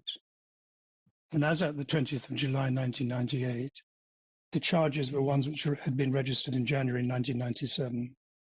And he is saying, as clearly in my submission as he can, that Mr. Hickox is not allowed to rely on them, and he's being restored to the position of an unsecured creditor because that's what he was back in May 96. But it's talking about, it could be talking about Mr. Hiscox's reliance on his own actions of registration, because that was where the breach came. One wouldn't necessarily say that the actions of a third party constituted a violation of paragraph 19. Well, only the parties to the settlement agreement would be caught by clause 19. I must accept that as privity of contract. But I'm clearly missing the point, and I'm sorry to be dull. As I see these last three sentences, the mediator says that he had intended Mr. Hickox to be returned to the status which he'd had at the time of the agreement. we know that the matter was returned to him for clarification. And so the next sentence, which says that his status with respect to the charges is that he is to be deemed to be an unregistered charge holder, means exactly what it says. But he, And I'm sorry to interrupt, my lady. And thirdly, No, no, the please, sentence you've been looking at seeks to emphasize and reiterate that to make it clear beyond peradventure. So because it was the mediator's intention to restore him to that status, because this is a clarification matter, he is deemed to be that of an unregistered charge holder. Specifically, he may not seek to rely on the prior registration of his charges for any purpose. It cascades downwards. This is what I meant in the final award.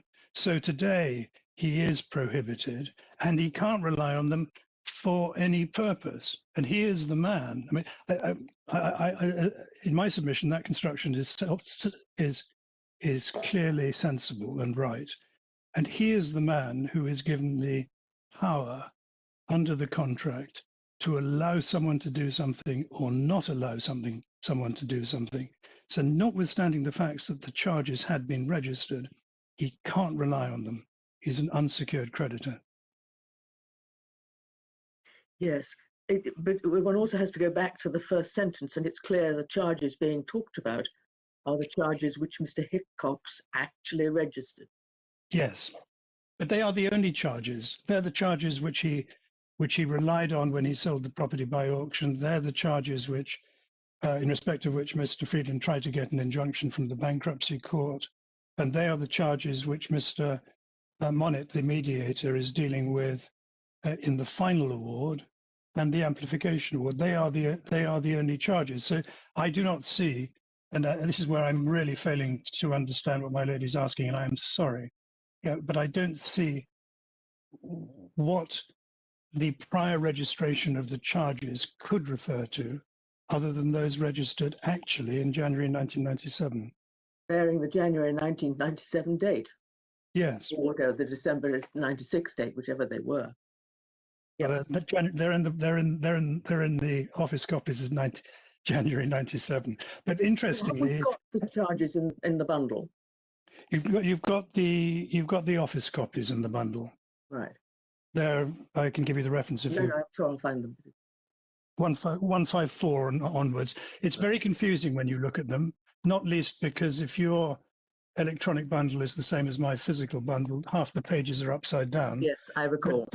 But also because the Capdiluca complex is so large that it's made up of a number of different parcels. So we have loads of office copies for each parcel. Yes. Thank you. I can see you reading upside down.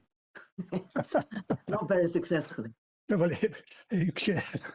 I can. If you have any questions about it, I can take you to the pages and identify which the charges are. Because as you'd expect in a business like this, charges come and go.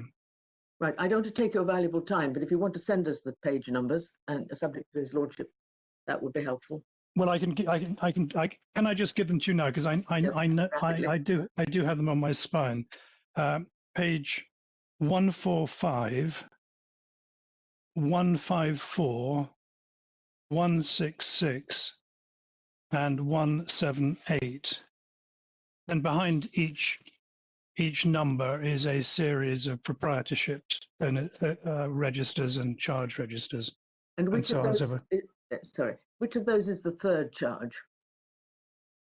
Well, can I just show you one at random? It's not something I have concentrated on, but my looking at it and putting the pages around the right way led me to understand that the charges have been registered against each title. So if you look at page 155, simply as an example, you'll see entries 9 and 11. There are two charges.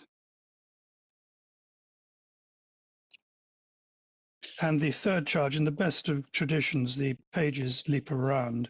The third page is on 157, and it's entry 13. And my reading of these documents is that the other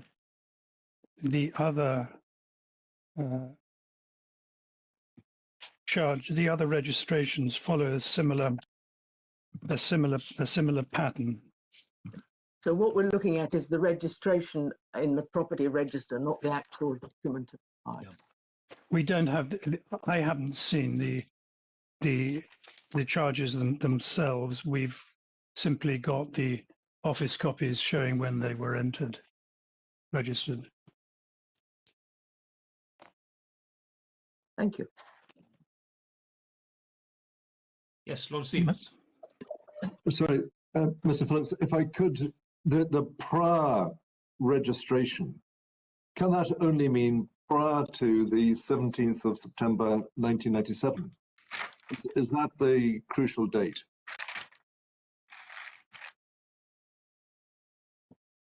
Because after the 17th of September 1997, he's allowed to register his charges.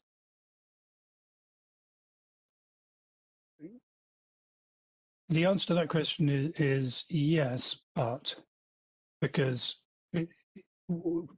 yeah, well, I'm not. Can I just pause for a moment and revisit that answer? I approach this in a slightly different way, which is to look at paragraph 3 and see what it does, and to look at those last 3 sentences.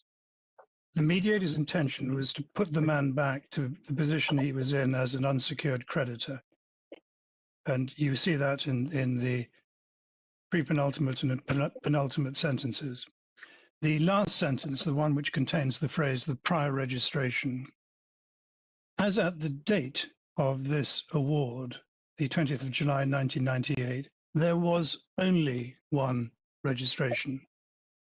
And so what matters is for you to focus on what he is referring to when he says Hickox may not rely on the prior registration of the charges. There was only one lot of charges registered, which is the charges registered on the 9th of January 1997. And so that is what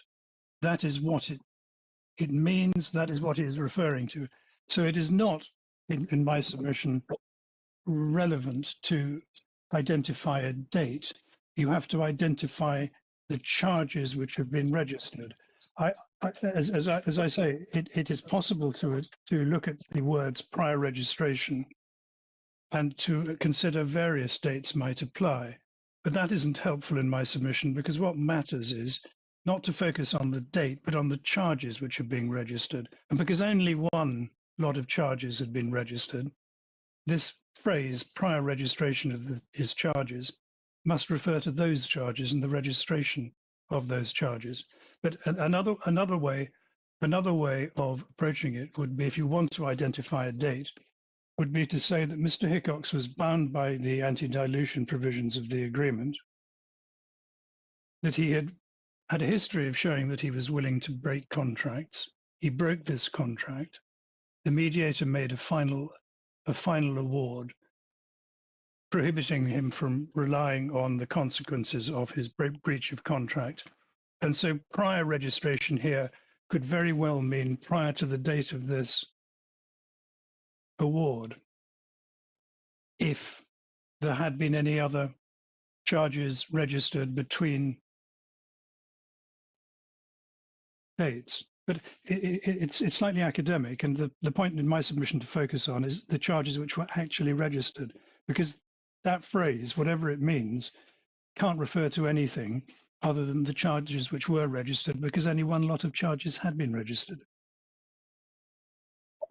Yes, and well, the follow-up question is in relation to paragraph 5 on page 139, and just seeing whether this is correct and how it works out. He doesn't, in fact, Mr. Hickox doesn't do anything. He doesn't register anything. His charge, as I understand it, is deemed to be, by virtue of Anguillan law, to be registered as from the 17th of September. So he's not doing anything. And I was just wondering how that concept plays out. Well, it's complete speculation as to why he didn't do anything. It's complete speculation as to why Mr. Friedland didn't take the charge which he could have done under the settlement agreement. It's complete speculation why, having got the default judgment, Mr. Friedland didn't register his charges at a much earlier date.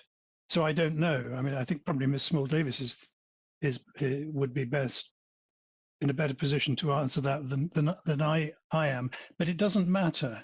The fact that he didn't do it doesn't matter because he didn't do it. I was aware that he hadn't done it, but all I was observing was he didn't need to do it. Basically, he was deemed to have a registered charge as from the 17th of September. Well, my Lord's referring to the Court of Appeal judgment. Yes. Well, I'll just, because I want to check the date.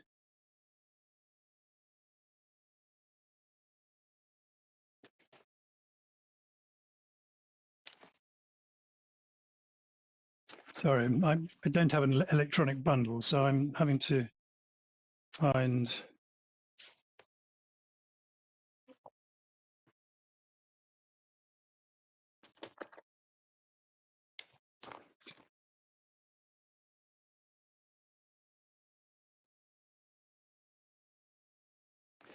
The Court of Appeal judgment was delivered in March 2010. And so as at the date of this award was not in existence. So whatever that last sentence means, it can't refer to anything which the Court of Appeal subsequently said. And so I go back to the submission I've already made, which is this is a private law contract in which jurisdiction has been given to the mediator.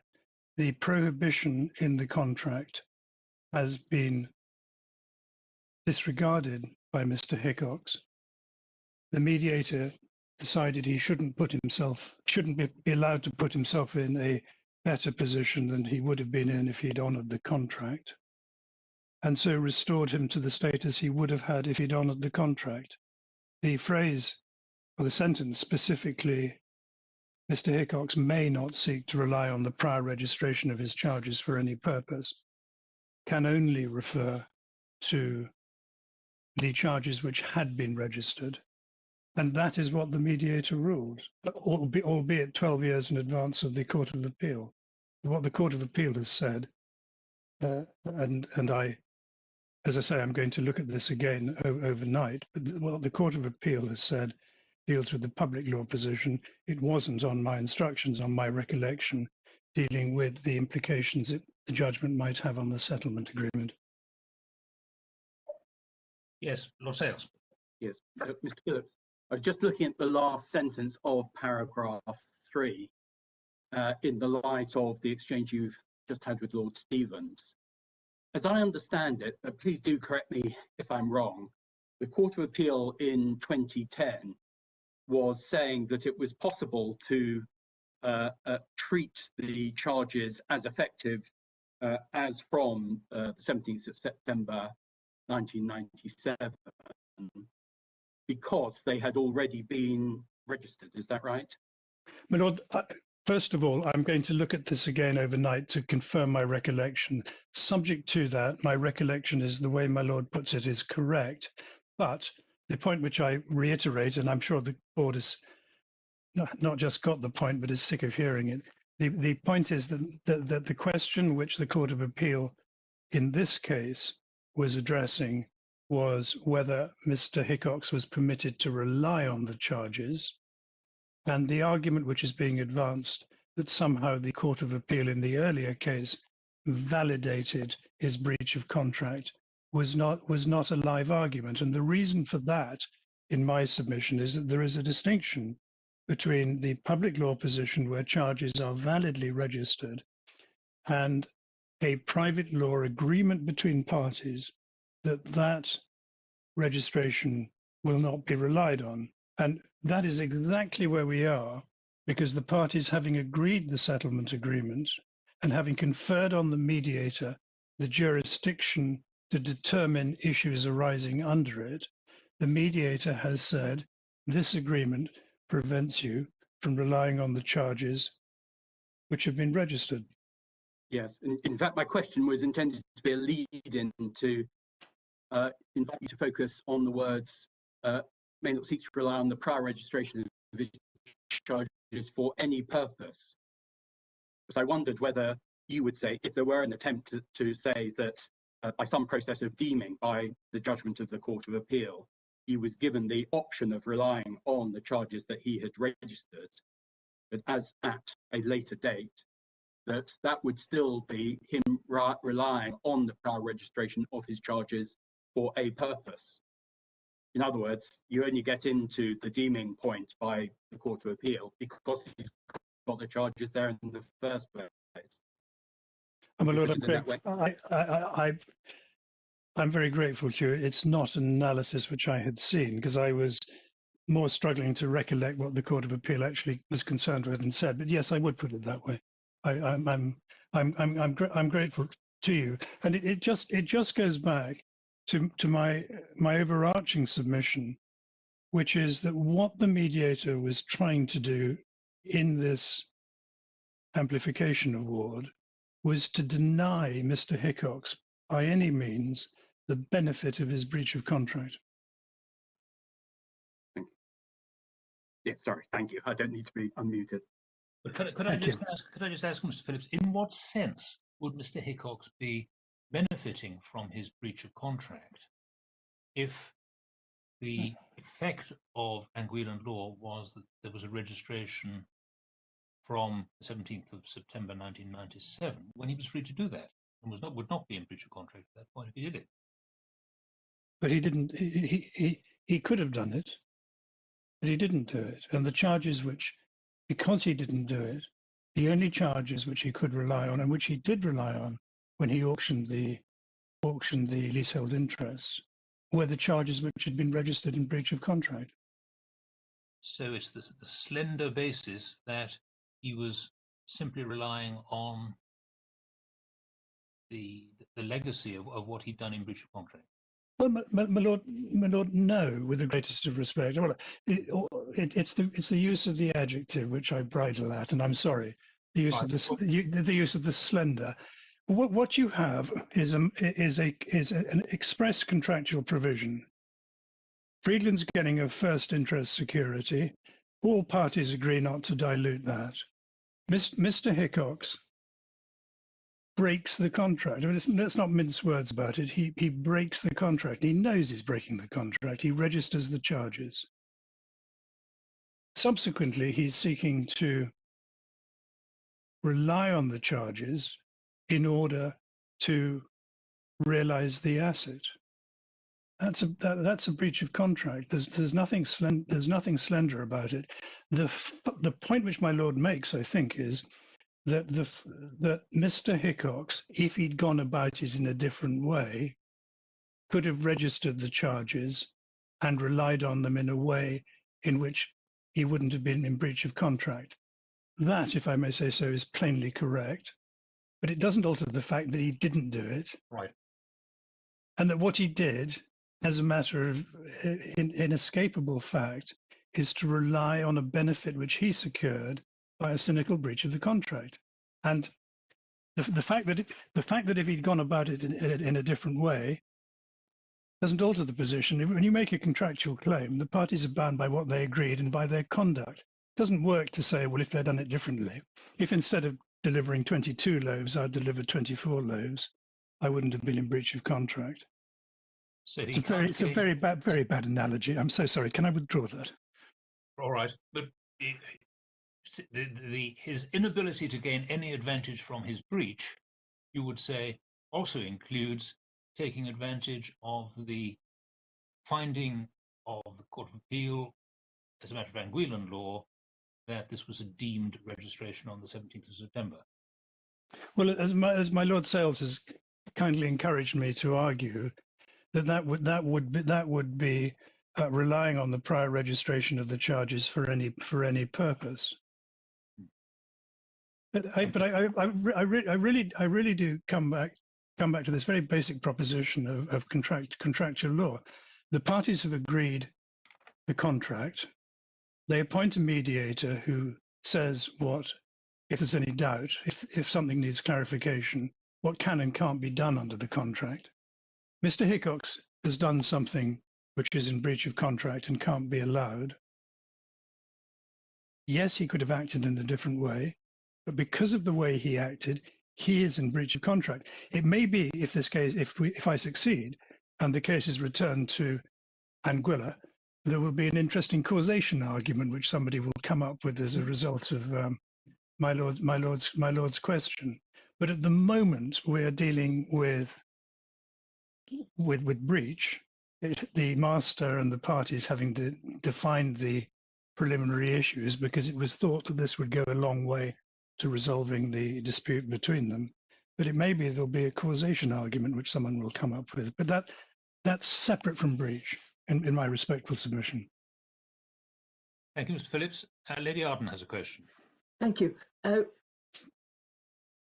With reference to Lord Sales's point, could I ask you whether you would be prepared to give us some help on the question whether, if you create a charge in January 1997, it is not one and the same charge as is dated 16th September 1997 by the court? You've actually potentially got two charges as a matter of property law. Well, that question I think is what my Lord Burrows postulated was that if Mr. Hickox tried to register the charges again, he wouldn't be allowed to. It's not two charges. It's the same. It's the same charges, and even if it were two charges, the second charge is the child of the first charge, so falls within the expression of the last sentence in paragraph 3. But more important, it denies the mediator the ability to restore Mr. Hickox to the position he was in at the date of the agreement, which is an unsecured creditor. Yes. There's just putting that on one side for a moment. You would accept that you could have a charge dated January 1997 over a specific item of property, and another charge dated the 16th of September 1997 over the same property. You can have two charges with different dates over the same property. And they could say exactly the same. I think I defer to your greater knowledge. It sounds to me to be. It sounds to me to be correct. Yes. So, just going to your point about the not achieving what the mediator wanted to achieve, we have to ask ourselves: did the mediator intend to achieve a situation in which the unsecured status of Mr. Hiscox should be forever and a day, or did he only intend that it should be that status during the period of the settlement agreement, making sure there was no advantage taken later, which had retrospective effect?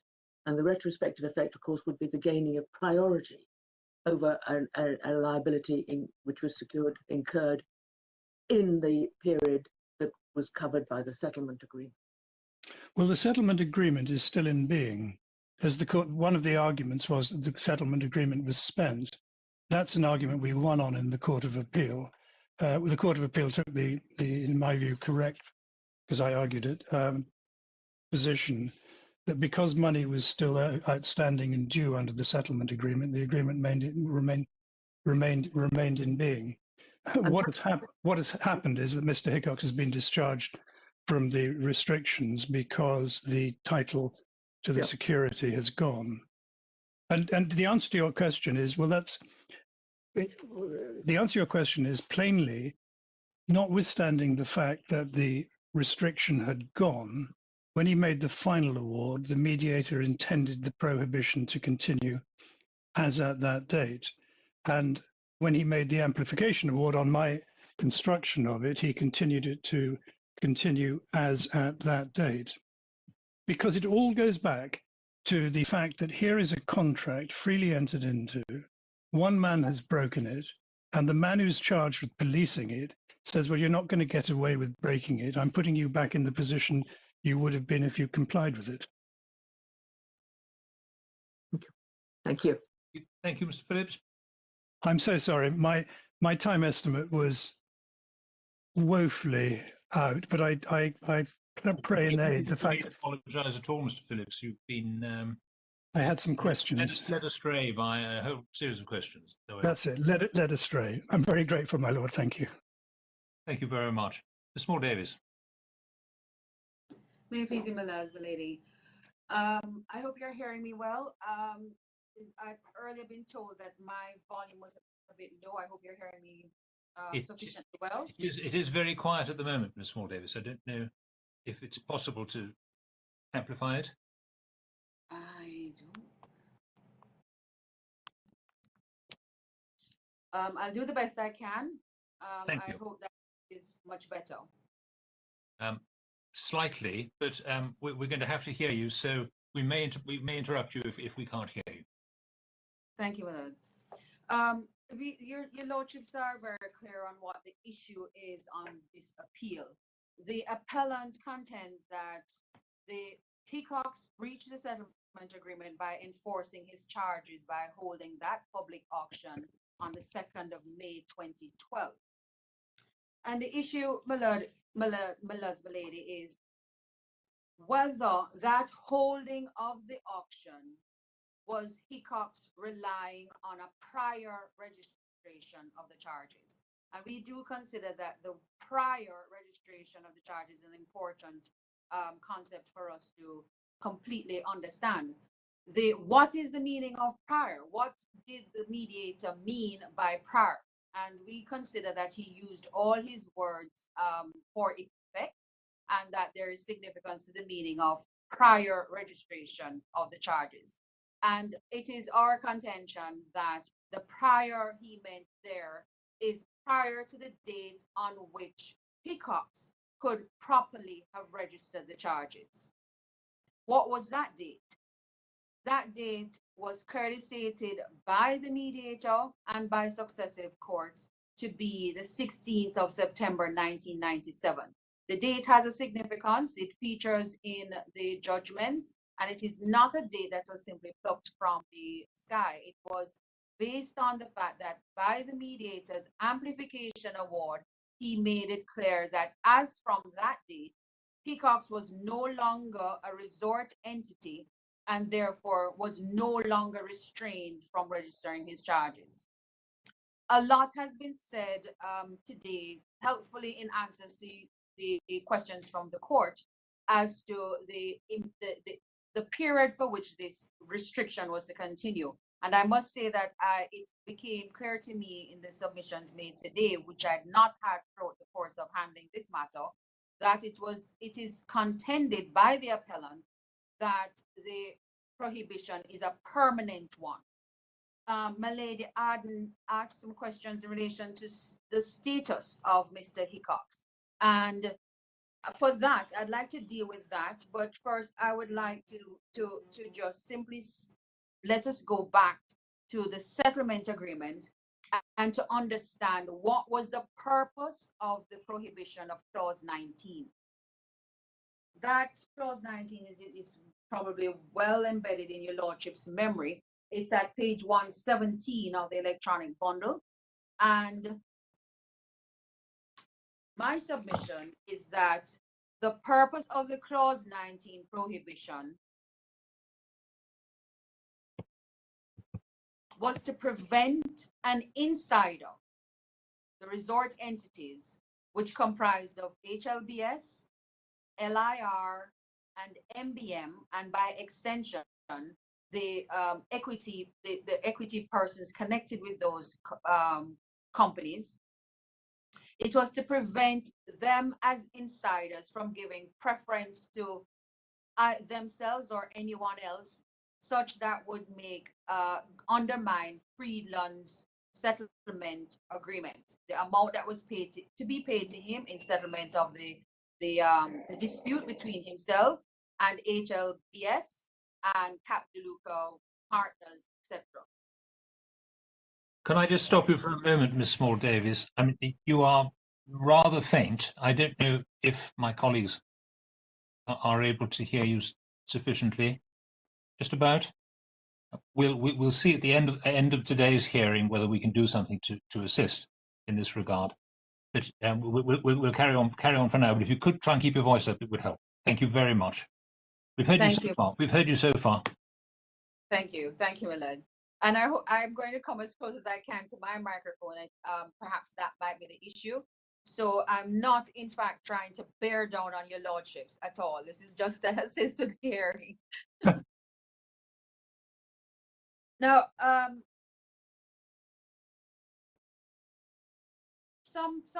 lot has been said in relation to the charge and the dates and what was relevant and the re-registration and the deeming provisions and so on. And I do say that the significance for a charge, the greatest significance and value of a charge is the priority which it gives to the charge holder as a secured creditor. So the date of a charge is always important. So that the fact of the mediator having identified the date from which Mr. Hickox could register his charge, and he dated that, post-dated it in some respects, so the 16th of September was directly tied to the date at which Mr. Hickox's status changed.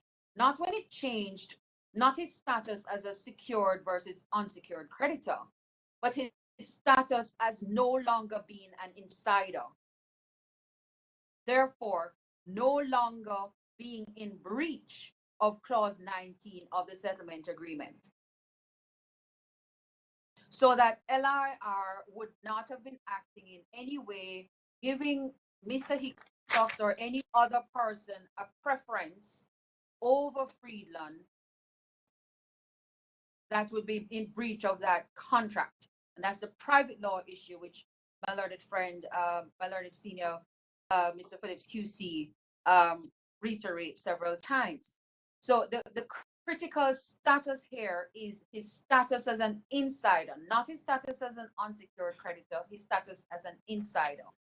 And I'll just draw your attention again to clause 6C of the settlement agreement, which is at page 105 of the electronic bundle. And lest there, just to ensure that there is no confusion, the charge to which Friedland was entitled under the settlement agreement was a charge in as further collateral for the payments of the sum due under the settlement agreement. And clause 6C makes it quite clear that the period for which any such charge, which was augmenting the collateral of the shares being held by the mediator, was to be for the period for which the mediator held those shares as security for payment of the settlement amount.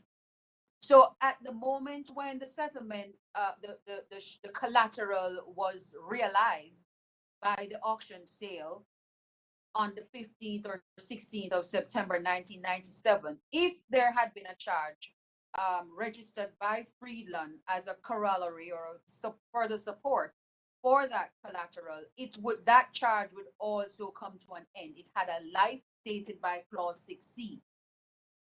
The other important point of clause 6C is that section which speaks to any such charge as Friedland may have taken to support the collateral of shares was to be expressly subordinate to charges executed prior to the date of the settlement agreement to secure loans which are reflected in LIR's certified financial statements for the year ended December 31st, 1994. including future interest accruals, granted. So here we have it. There are charges executed prior to the date of the settlement agreement as reflected in LIR's certified financial statements for the period ended December 31st, 1994, granted to Barclays, United States Trust Company of New York, any other institutional lender, and Charles C. Hickox. So in the settlement agreement, it was acknowledged and agreed by all the parties that there had been charges executed prior to the date of the settlement agreement, and Charles C. Hickox was one of those beneficiaries. It's gone as far as to say that any charge that Friedland may have taken, in the end he did not, but any charge that Friedland may have taken to support the collateral would be subordinate to all those other charges. And I believe that that was in recognition that at that time, they may or may not have been registered. Had they been registered, there would be no need to state that they would be subordinate to those charges, because by operation of law, they would have been subordinate.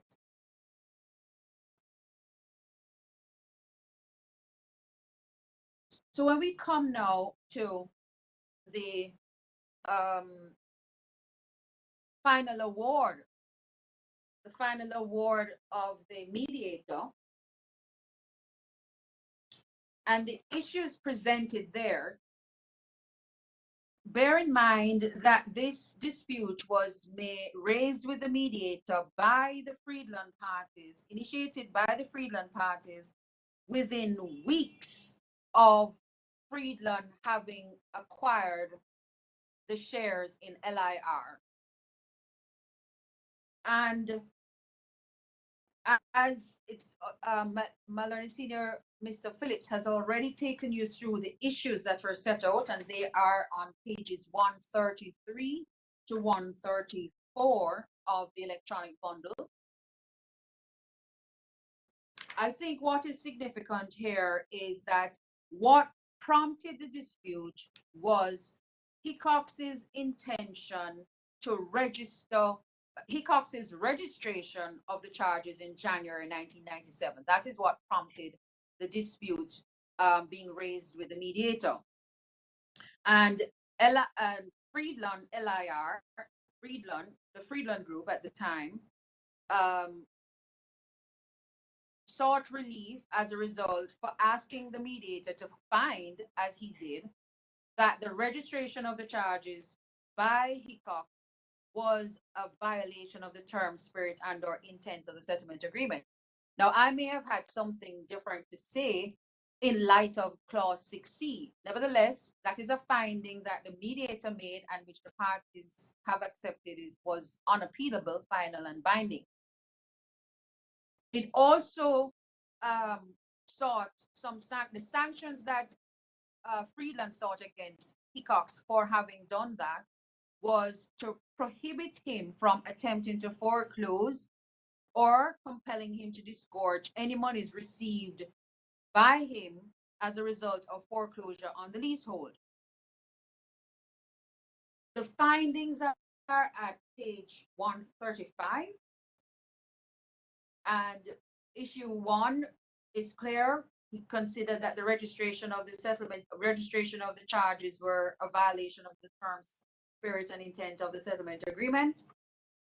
On issue number 2, the mediator had Friedland submissions as what to be appropriate sanctions, including prohibiting from foreclosing at all or compelling him to disgorge the proceeds.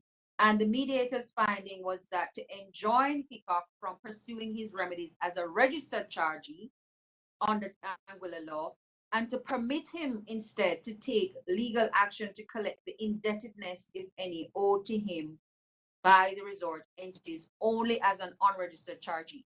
So what the mediator sought to do then was to hold Mr. Hickox in the position of an unregistered chargee and permitted him to actually pursue legal action. Now that is important because one of the things that Friedland had also sought was an injunction restraining Hickox from initiating any lawsuit pursuing the debt. And we do believe that on issue number 3, even though it was, as Mr. Phillips has pointed out, a sort of an alternative issue, depending on the finding that was made, the mediator found that it did not require the Friedland Group to be paid in full prior to Charles Hickox. And that's important because it tells you that Charles Hickox was not to be treated as a subordinate creditor to Friedland, and that Friedland was entitled to be paid in full regardless of Mr. Hickox's position, including taking the lawsuit in Anguilla, which he subsequently did in October 1998. Now, on that page 135, the words in bracket, "who is not now an insider," is the only reference made by the mediator in the final award to Mr. Hickox's change in status. And I highlight that because considerable amount of time has been spent dealing with the issue of change of circumstances and an error, which it is said that the Court of Appeal made in the judgment, which is now under appeal. And it is my submission that it is because the mediator gave scant reference to the change in status from insider to no longer being an insider and the implications of that, that required an amplification or clarification of the award.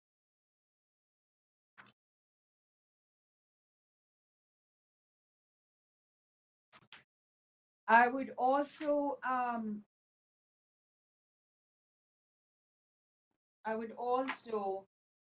and before I turn to, and perhaps I should go now to deal with the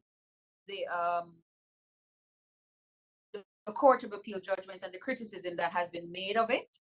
The Court of Appeal judgment begins on page 36 of the electronic bundle.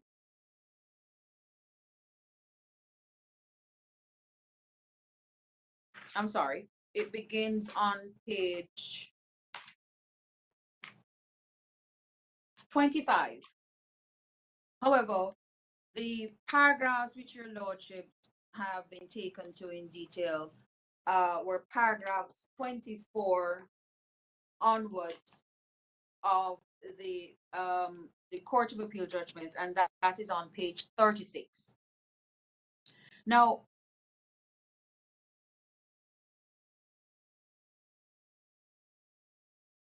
focusing as I am now on paragraph 26 and also over a page on paragraph 28, I believe that there has been perhaps some misunderstanding of the submission that was made to the Court of Appeal. I think the Court of Appeal was clear on it. In any event, even if they were not clear, it has done no damage to their ultimate decision regarding the interpretation of the amplification award.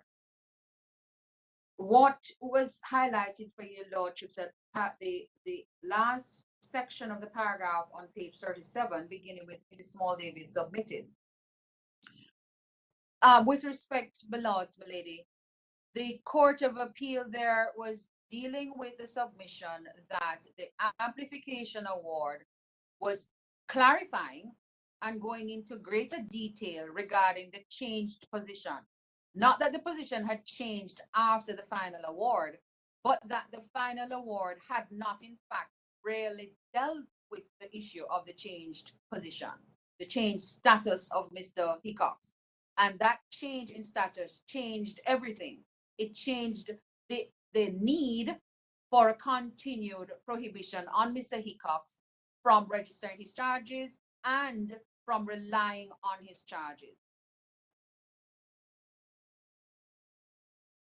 And we say we completely dispute the submission that has been made that the mediator intended that the prohibition was to be permanent as a result of Mr. Hickox's breach of contract. Could not have been permanent when you consider the reason for clause 19's restraint on any action being taken to undermine Mr. Friedland's position, which I've already spoken to.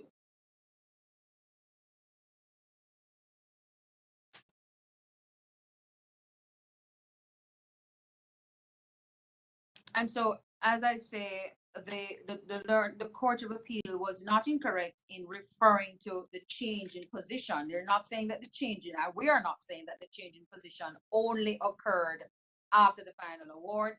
It was that the final award never addressed the change each party's status vis-a-vis them being resort entities.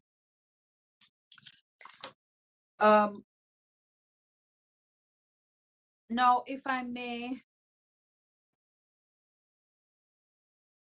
take your lordships to the High Court judgment. It has, questions have been asked and answered in relation to the Court of Appeals deeming the charges to be registered from the 16th of September 1997. For that, we really need to look at the High Court judgment of Justice George Creaky, as she then was. The Court of Appeal has merely ratified what Justice George Creaky held in her judgment of 2008. But they did not themselves go into any detail as regards the substance of the matter, largely because it had not, the question relating to the third charge remaining in force had not been challenged on appeal. Now, your lordships have heard that by the time the appeal came on, Mr. Friedland himself was not a party, he was not a part of LIR. But nevertheless, the question still remains, with Mr. Friedland, knowing what he knew, did not himself seek to either intervene or to bring a separate action on his own behalf relating to the registration of the charges, which impacted him directly, even though he was no longer the owner of LIR. In fact, one would say that from the start, the more appropriate party to challenge the registration of the charges was Mr. Friedland and not LIR itself, because clearly LIR granted the charges.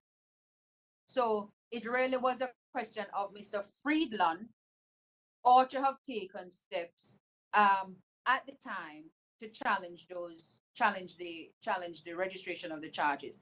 And when we look at the High Court judgment, which is starts at page 182.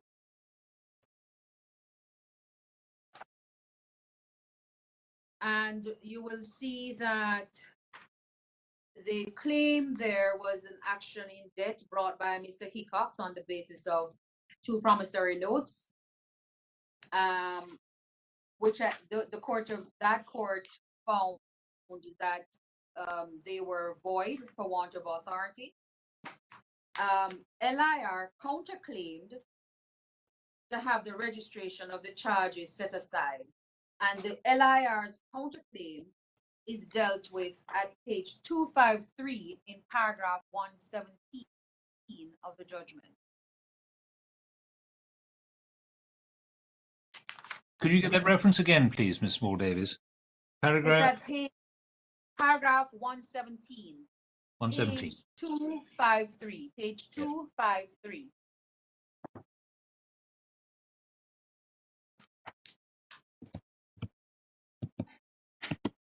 No, LIR counterclaimed to set aside the charges.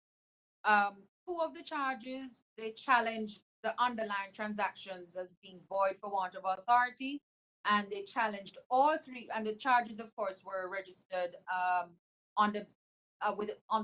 by the underlying support of these promissory notes and loan documentation for the first 2, and the third one was on the basis of a standby loan agreement, which was never disputed by LIR. The counterclaim was also to set aside all 3 charges on the basis that the registration of the charges was in breach of the settlement agreement. And I've heard submissions made. Forgive me, Ms. Small-Davies. I think Lord Stevens has a question before we go any further. I'm sorry. I just wanted clarification. Could you help me? Who owned LIR at the time that the counterclaim was lodged? I believe it was an entity called Capjaluka Holdings, which was the principal of which was a man called Adam Aaron. Right. That's okay. Thank you very much indeed. Okay. And I think that Mr. Mr. Friedland sold the shares in LIR to Capjaluca Partners in, I think it was April 2008.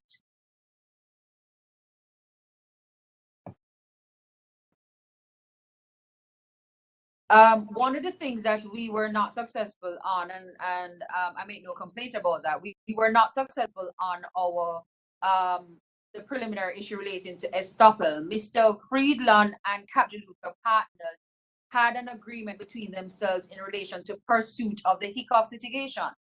So the negotiation of the purchase of the LI shares was what had volumes of documentation in, I guess, the American style. And it included dealings, extensive paragraphs and documents dealing with Capjaluca's partners' commitment to pursue the Hickox litigation.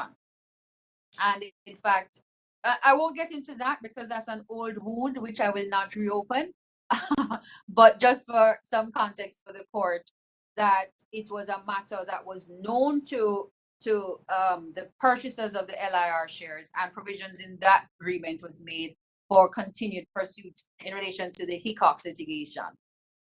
Ms. Small-Davies, I think we've reached the point where we're going to have to stop for today, if that's a convenient moment. That is, and I use the time to try and get my volume up. I've never been criticized for speaking quietly, and it's a new feeling which I will revel in for today. Ms. Small-Davies, I can promise you there's no criticism at all. And we've managed very well technically today, but you are quite faint, and it's important we should hear everything that you say. So we'll ask the engineers to have a word with you perhaps now, immediately we go offline, immediately after the court goes offline, so that we can see if we can improve that. Thank you. We're grateful to you and to Mr. Phillips for your submissions today. We'll resume tomorrow at the same time, which will be 1 o'clock in London, and will be 9 o'clock, I think. 8 a.m. 8 o'clock in Jamaica. There we are. But we look forward to hearing you both tomorrow. Thank you very much indeed.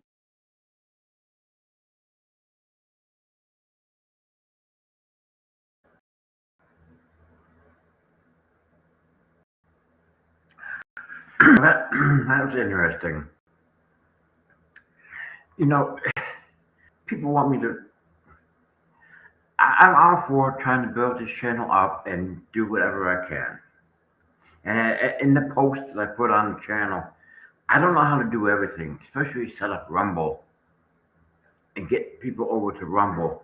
I really don't know how to do all that, because I'm probably going to be. I think when I set some of the stuff up, I missed a few steps.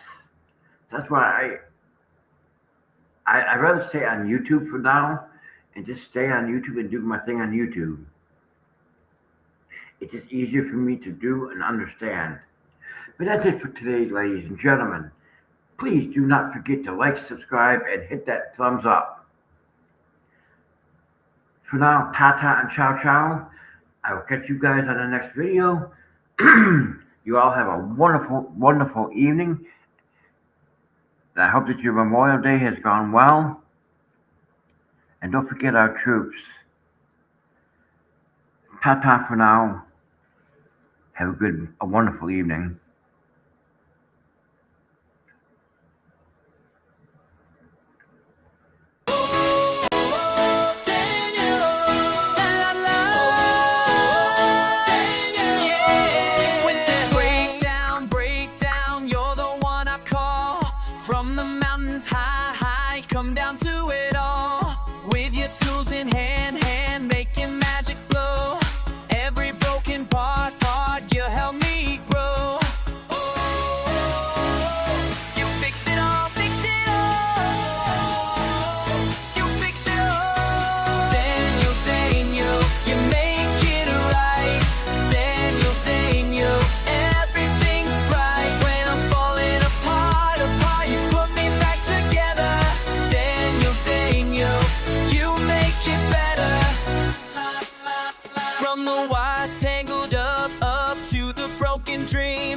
You know how to man all my scattered seams. With your steady hands, you refill my heart.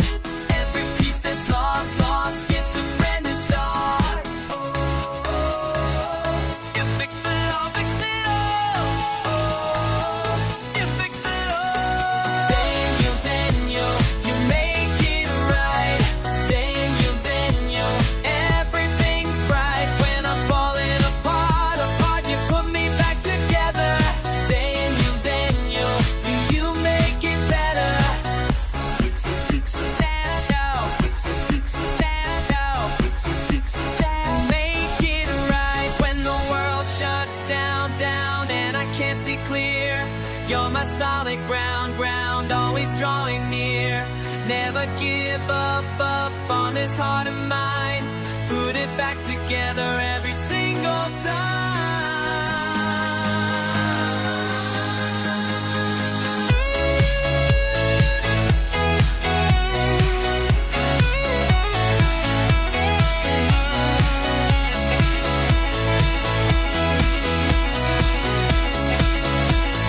Fix it all, fixing your album, standing tall to all you do. From the highest peak, I can see it through. With your care and touch, everything's okay.